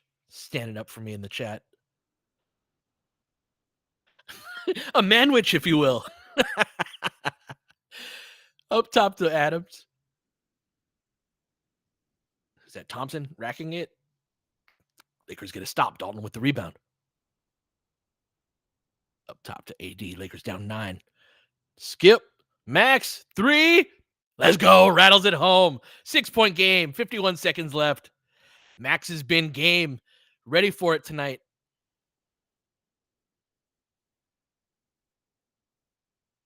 91-85. 40 seconds left. Step up screen from Adams. Max spins under it. Pull up 3. Green. Misses short. Yes. No. Damn. Oh, our ball? Other way. Yeah, let's go. We got free throws. Oh, we got ourselves a 2-for-1. Accidental 2-for-1. Sorry, that was force of habit right there.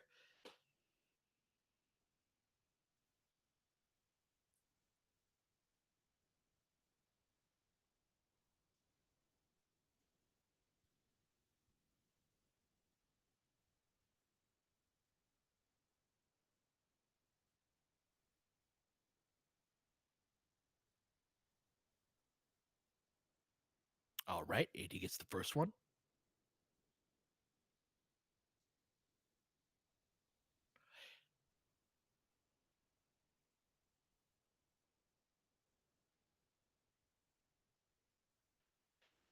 So this lineup, that change that Redick made, has played much better at the end of the quarter. Way more is within your control than you want to believe.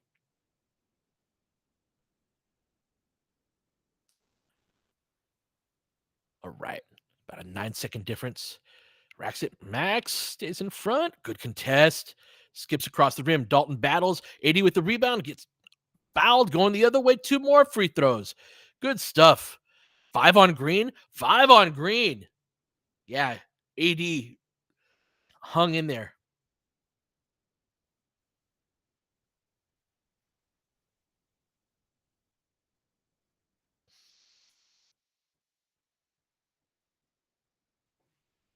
You're going to be out for a minute. Going back to the locker room.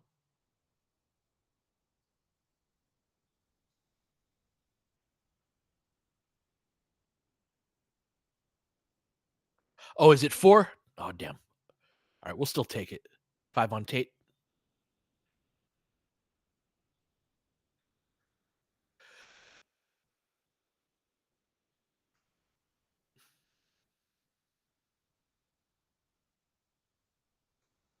See, this is part of being a serious team too, is like DFS is talking to them in between free throws, making sure, all right, you got him. I'm going to do this. Look out for that. You're killing me, Grape. Need the assistants on the bench to know how many fouls guys got. Come on, man. Let's get it together. 2-point game. Racks it at Dalton. Hook shot over the top. Skips across the rim. Let's go, Lakers. Gets a stop to end the quarter. Hell of a third quarter by the Lakers. They are down just 91-89 going into the fourth. And I think they found something there.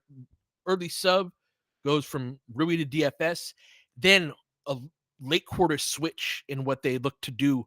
That group had a lot more verve, defensive ability, and remember offensively how much those groups were struggling.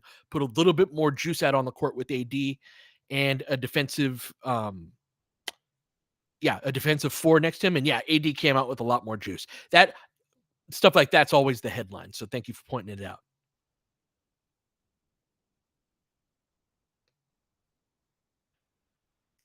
Right. DFS played 6 minutes that first half, and then might be a starting lineup preview. Exactly. We got 40 that quarter. I love that quarter.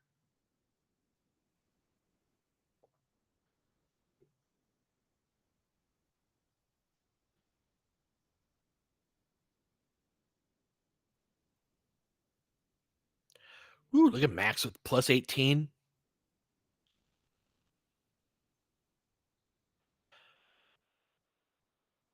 LeBron and AD both with 19 and 8.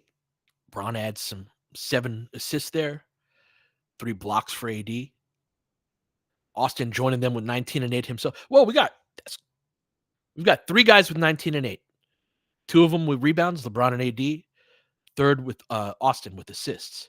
0 turnover game. Let's fucking go, Austin. This is what I was saying. This is one of those games I was going to put a lot of stock in for Austin. This is exciting.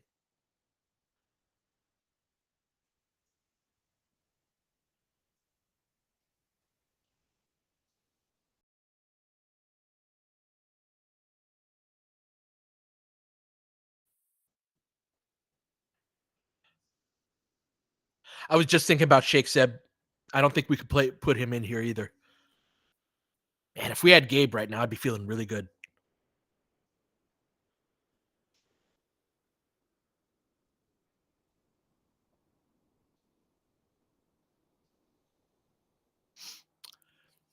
Purple Puma, I totally agree. It helps solve that problem, right? My concern is a lot of the decisions that you can make. Also, like, I would love to have Kessler.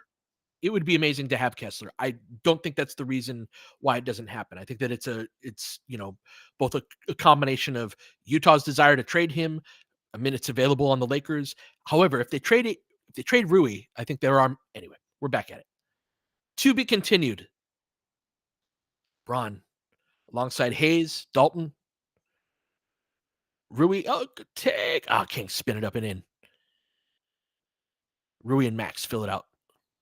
Quick transition, the wing 3, misses front rim. Another offensive rebound. 3 ball. Damn. So a lot of these rebounds are missing long. Our guards are the ones that are missing the rebounds. Hayes. Oh, come on, Jackson. Been wild to start this quarter.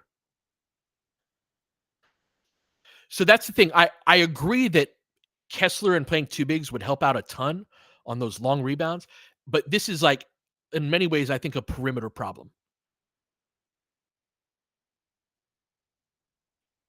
I think Koloko is more capable of playing adult basketball than Hayes is. What the hell? What the hell was that?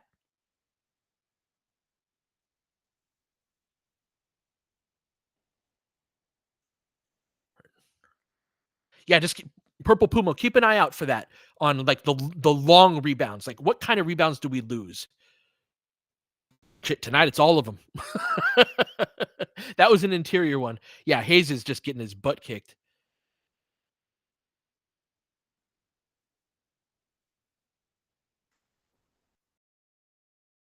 Come on, Max.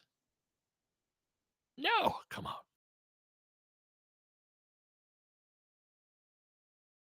All right, Lakers, this lineup is losing the rope. Bad Hayes minutes, crossing over Dalton. So, no foul. Gonna go the other way. We'll take it. All right. Cam Whitmore tried to dance with him, and Fell out of his own shoes.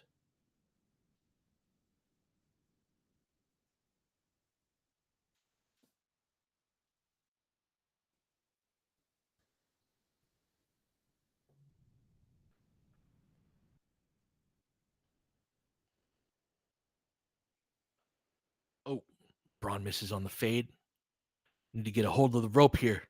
Again, I think this is a team that you got to go on a defensive run against. That has to be the nature of kind of how you kickstart things. So, so quick subs here. Yep. Lakers go smaller. Pick and pop three. Swing, swing. Open look. A little late on the closeout, and it's too late. Back up to 10. A much needed timeout. So, what was a 2-point game 2 minutes ago? Now back up to 10. So yeah, that group, rough minutes from Jackson, beat late on that closeout from Dalton.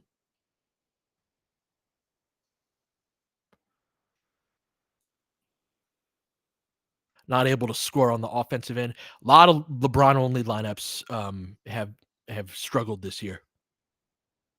Hmm.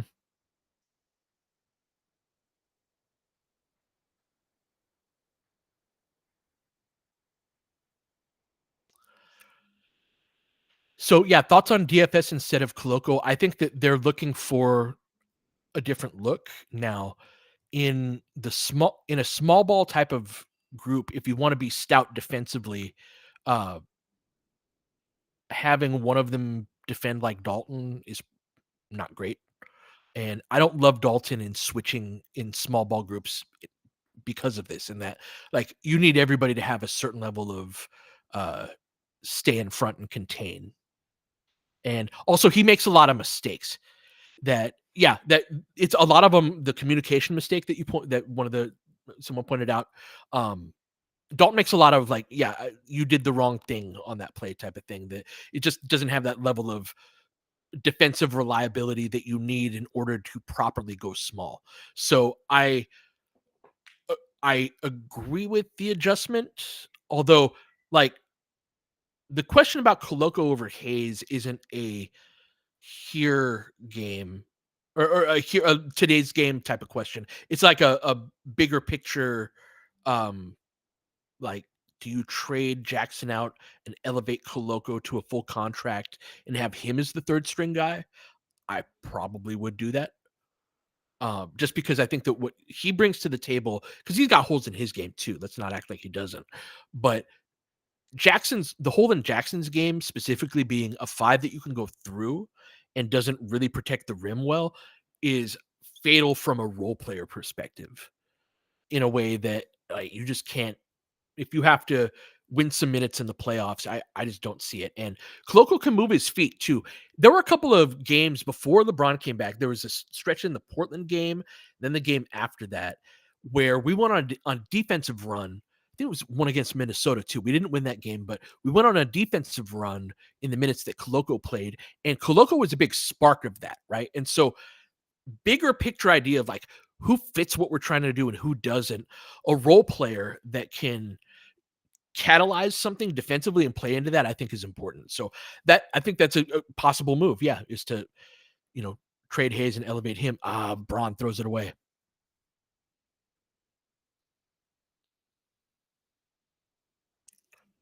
Handoff over to Thompson, steps through, and they do not get the rebound. Got a sandwich.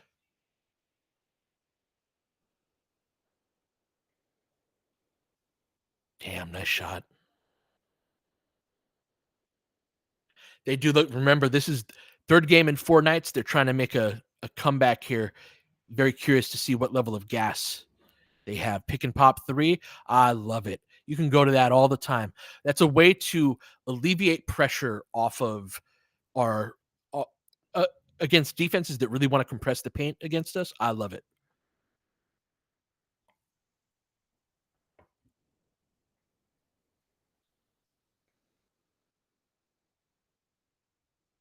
Spin under. Van Vliet racks it over the top of Max. Nice move.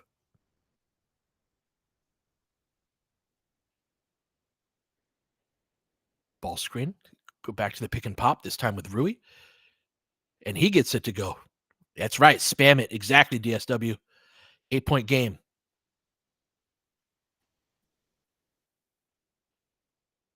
They're in a drop with Adams on the floor.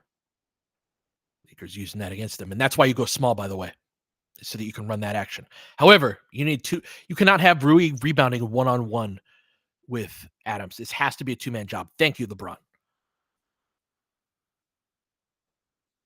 8-point game, 8 minutes left. Nice move. LeBron scoops it up. Doesn't get the call. Doesn't get the layup. Get kind of a take foul by DFS there.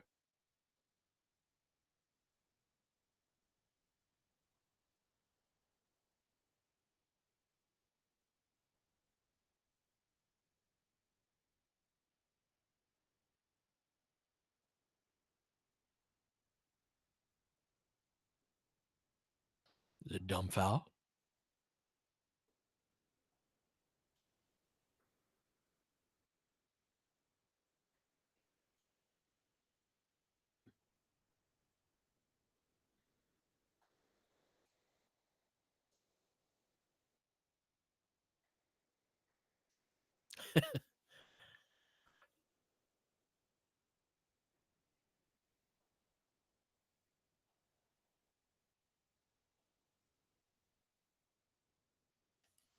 All right, AD back in, a 9-point game. Austin also back in. Braun stays on. This does Rui and DFS. Van Vliet attacking Austin. Drive, kick. LeBron drop down to help. Thompson. Just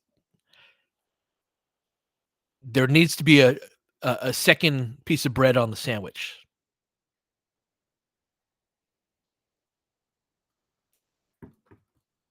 Cannot be a one-person job.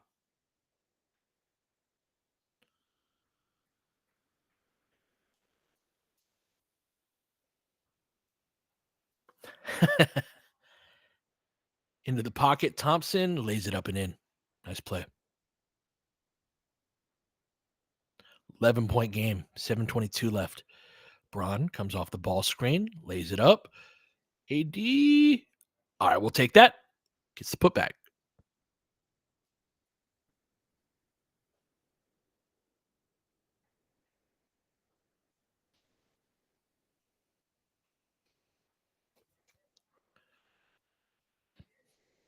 Lakers switching on the perimeter. Got Van Vliet match up with AD. Drives on him. Picks it up. Back out to Thompson. LeBron sags off. AD closes out to Van Vliet. They switch. AD on the closeout on Thompson. Misses short. Braun with the rebound. Yeah, good peel switch. Yep. Double on AD. Dribbles out of it. See, you got to create advantage out of double. You can't be backpedaling like that. Just wasted a bunch of time. LeBron, 6 on the shot clock. Over to AD off of his ankles. Spinning, rumbling, bumbling, stumbling. Foul. Lakers ball out of bounds.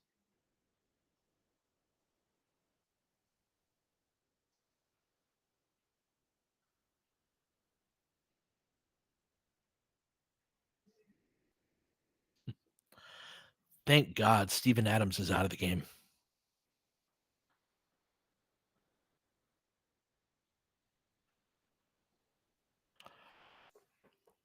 Up top to AD. Lakers down 9. Hands off. Austin thought about it. Keeps it. Racks it right. Floater. Gonna go to the line. Oh, man. Plus 17 from Adams, huh?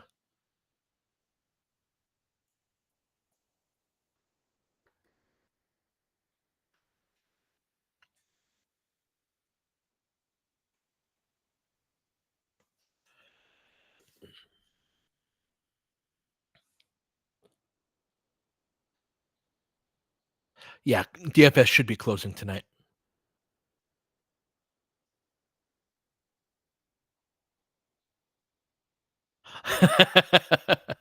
Exactly, DSW.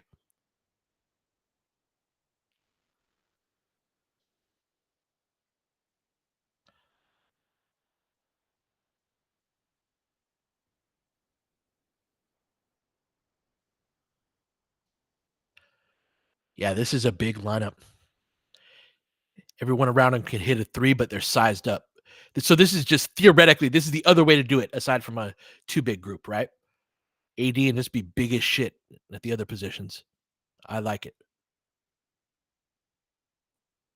Austin off the screen into the pocket. Floater AD. Oh, spins in and out. Damn. Yeah, that was a foul. No call though.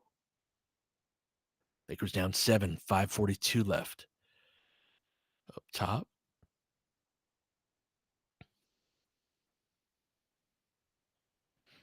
Comes off the screen into the pocket. Oh, yeah, easy money on that block. AD swats it over to Max. Hands it off to Rui, back to Max. Surveying the court. Up top, DFS relocates, misses short. AD, let's go. Timeout, Houston. 5-point game.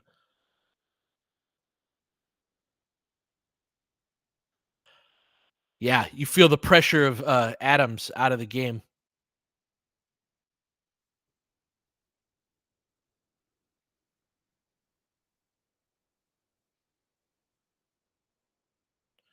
This is the thing. They need a big, but they also need to be able to space the floor. You notice the game did turn in a positive direction when they took Hayes out of the game. That's how they got things back under control. They went small, and then AD came back in, and now it's this bigger lineup. But yeah, Brooke Lopez, exactly that type of.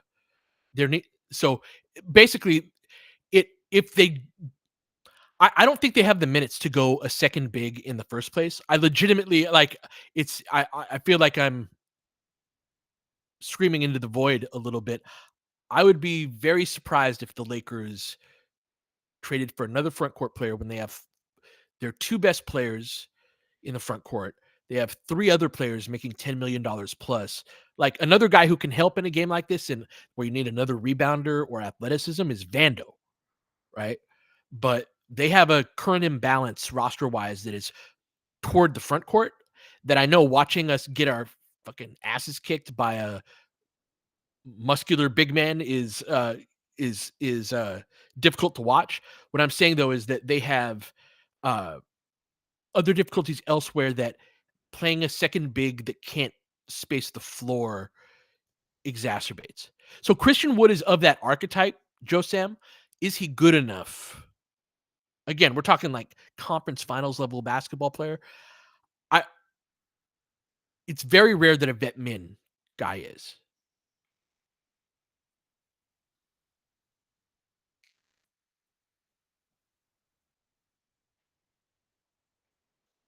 Yeah, having a Voltron up centers, that's yeah, an option.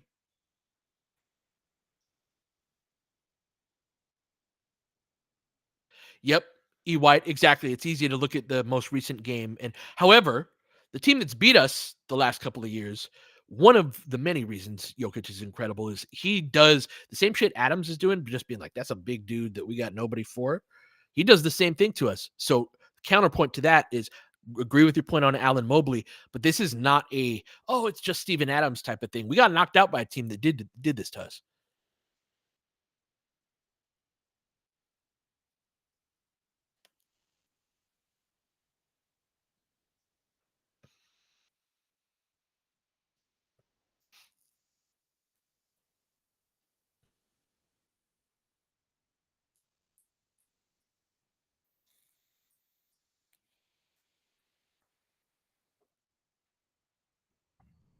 All right, we're back at it. Lakers down 5 into the post of Shangun, posting up on AD. Goes over the top of him. Damn, nice shot. He had him hemmed up, but quickly flipped the shoulder. He turned around. It's a hard shot. Max with it. Racks it baseline. Oh, nice pass, Max. Come on, AD. Got shoved to the ground, though. Gonna be a whistle. Yeah, great read by Max there, right?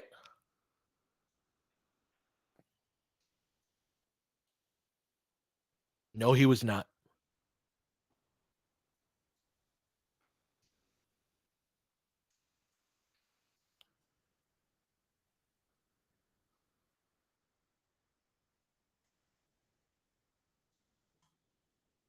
Yeah, so Puma, let's move the conversation beyond just Kessler, and let's include like a Robert Williams III, right? I think like Williams, for example, is a much more gettable.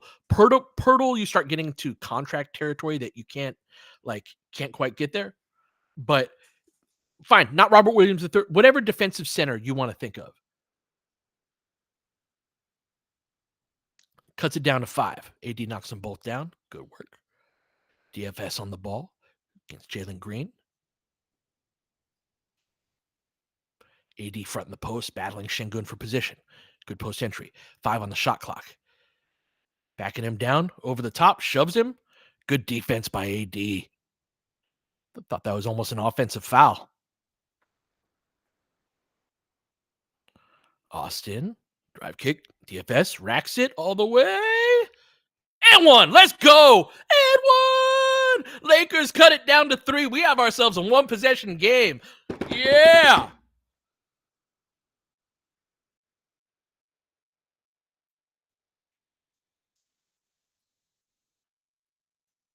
Tough finish right through Şengün's chest.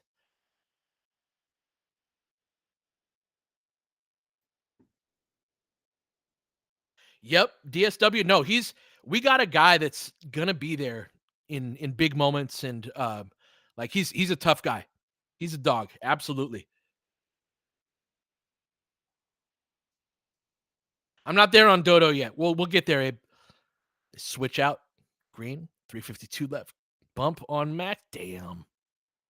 It's before the gather, right?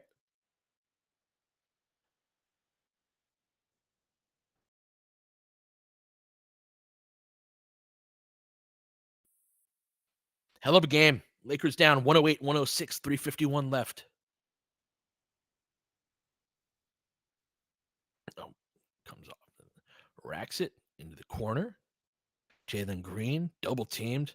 Lord. Oh, lobs it up. Thompson with the dunk. His elevator goes to a different floor. That's why you got to win the ground game. You got to put bodies on those guys. We're going to get a timeout. 3:30 left. Yeah, season high 23 for Amen Thompson.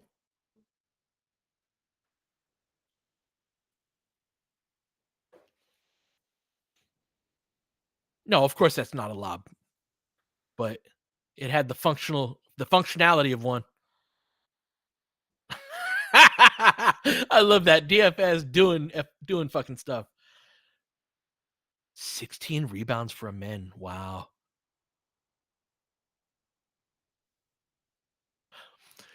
They fought E. White and they found some things too, right? There are like bigger picture issues of like we've had DFS on the team for 3 games.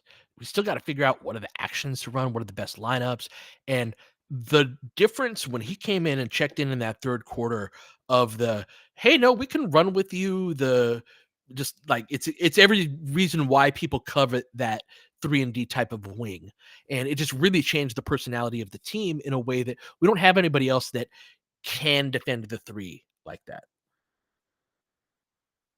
And when I say the 3, I mean that position with size and like Vando can do it, but he can't also hit the couple of threes off of side steps the way that it's as smoothly as DFS did, you know? Tony, I think that's where the team's at in a lot of ways. Yes.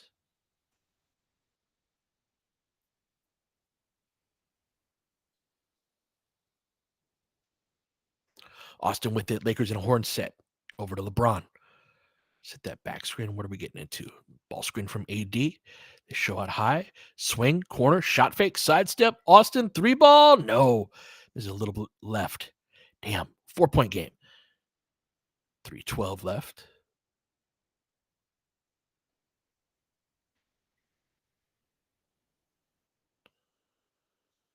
Van Vliet comes off the screen. Switched on to AD. 5 on the shot clock. Crosses him over, gets into his body. Step back jumper. Nice shot. Damn. Great space creation when you've got that size differential and AD can move his feet. Good rim run. Good deep post position. Lakers have been doing that better lately.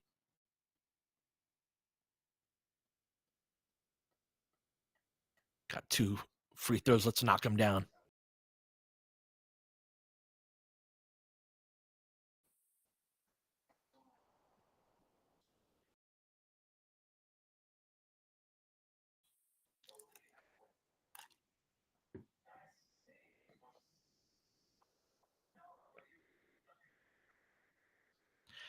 I'm jinxing AD. AD needs no one's help. Nabil.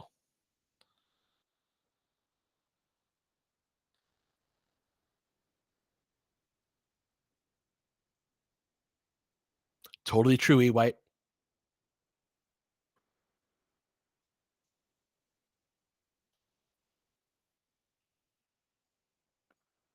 Four-point game. 2:42 left.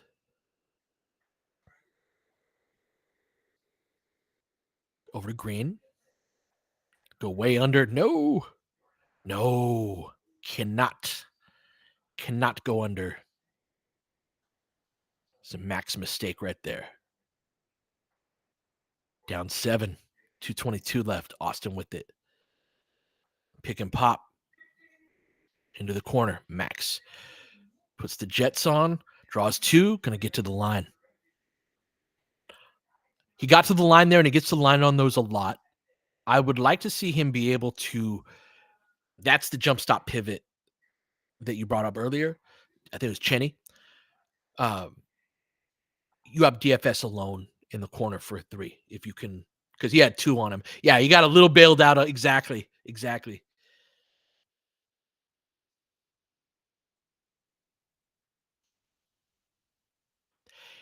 Yeah, run the jewels. I think that's accurate about Max going under a little more. A lot of times guys will go under to take a shortcut to beat a guy to a spot.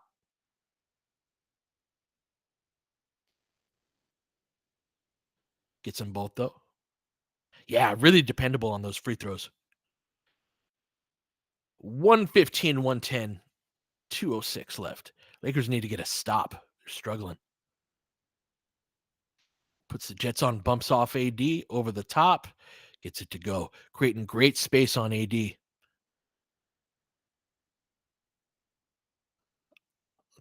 Lakers barely holding on here.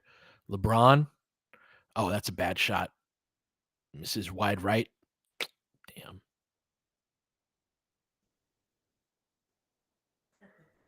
Got to play perfect from here on out. Up top to Green. Go under again. Oh, no. Sidestep 3. Going to miss that, though. Braun with the rebound. Barely holding on. Braun. Austin. They switch that. 118 left. Pressure import half court. Pull back. Goes, yes, pick and pop. AD, wide open. Gets it to go. 4-point game. Big shot.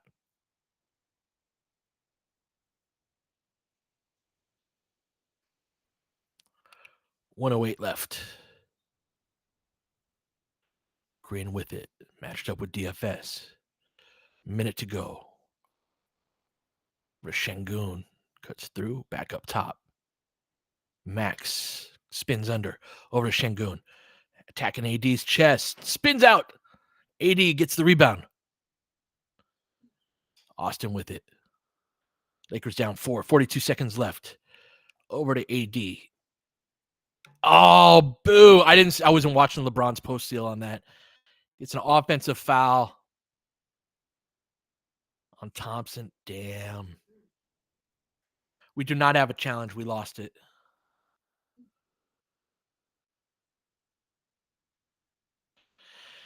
Yeah, that is rough. Lakers got to scramble and double. Probably too late to foul now. 6 on the shot clock. Brooks splits it. Contest. Lakers get the rebound. Barely hanging on. 15 seconds left. Let's go, guys. Got to push. Braun with it. Racks it. Going to go all the way to the rim. Lakers down 2. 8 seconds left. Quick inbound. Foul. Van Vliet going to go to the line. Lakers, I think, had a foul to give.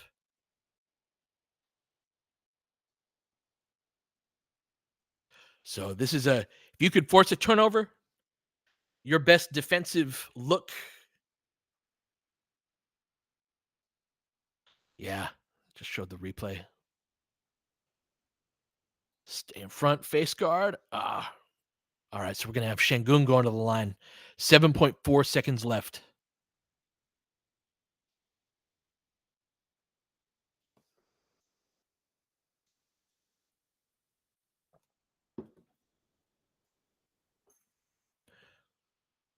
Yep, Lakers have 2 timeouts, as do the Rockets. Come on, let's miss one.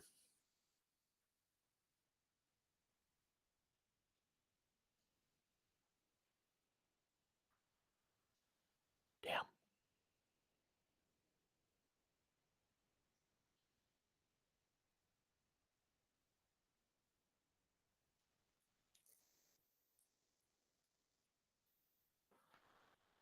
Come on, Şengün.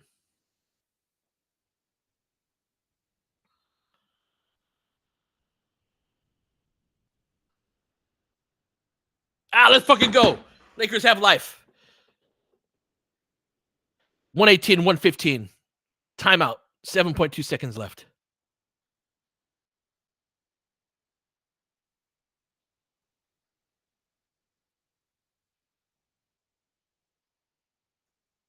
Ooh, good question. I think you do put Dalton in the. This is a very specific situation. You have to hit a three. Well, we do have one. Can you play the foul game? Did they have enough time with what 7.4 left to get a quick two if it's concession? I I think you can. It's 7.1. Excuse me. Got to go for three here. Yeah, I think you go for it, but you don't. Well, because like I said, they do have one more timeout.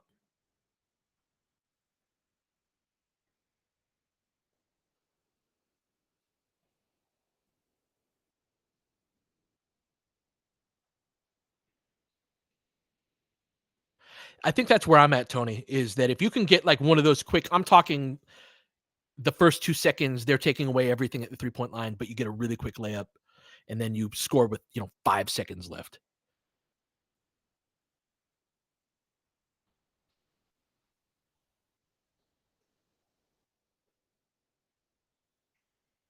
LeBron about to pass it in. Oh, I'm sorry, Max about to pass it in. LeBron on the weak side. Max. Oh no. Why do we have Max as the inbounder? No, that's a bad idea. Damn.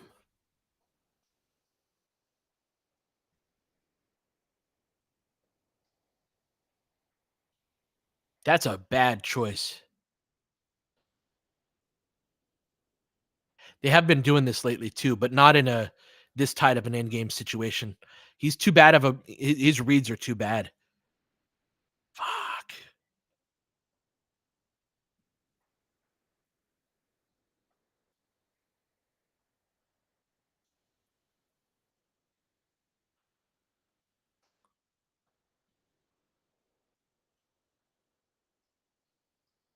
I mean, yeah, if Max didn't have anyone open, then his correct read is to call a timeout.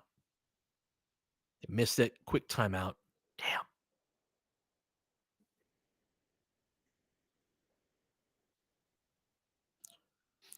We did just call a timeout, but what I'm saying, as Lakers call a timeout again, Gaudelock, is that you go to inbound the ball. If you're running up against the 5 second call, if you're Max, basically what I'm saying, someone in the chat was like, well, to be fair, nobody got open.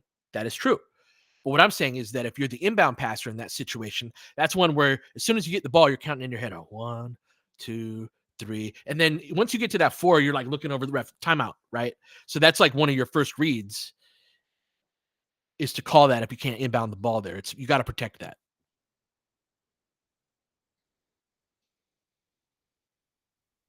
Yeah, we used to have Austin as the inbounder on those.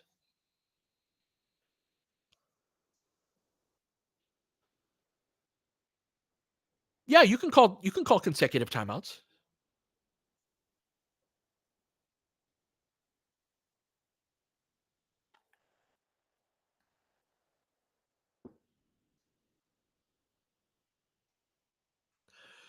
A tough loss, barring a miracle. A productive one.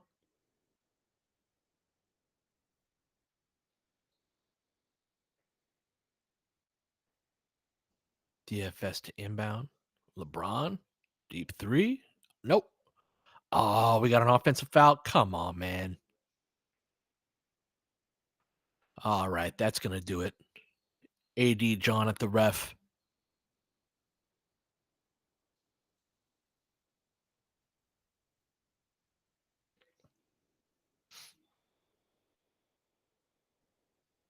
We get a T here. Yeah. Rockets minus 4.5. That's funny. This was a very good game. This was a game that I think the Lakers found something that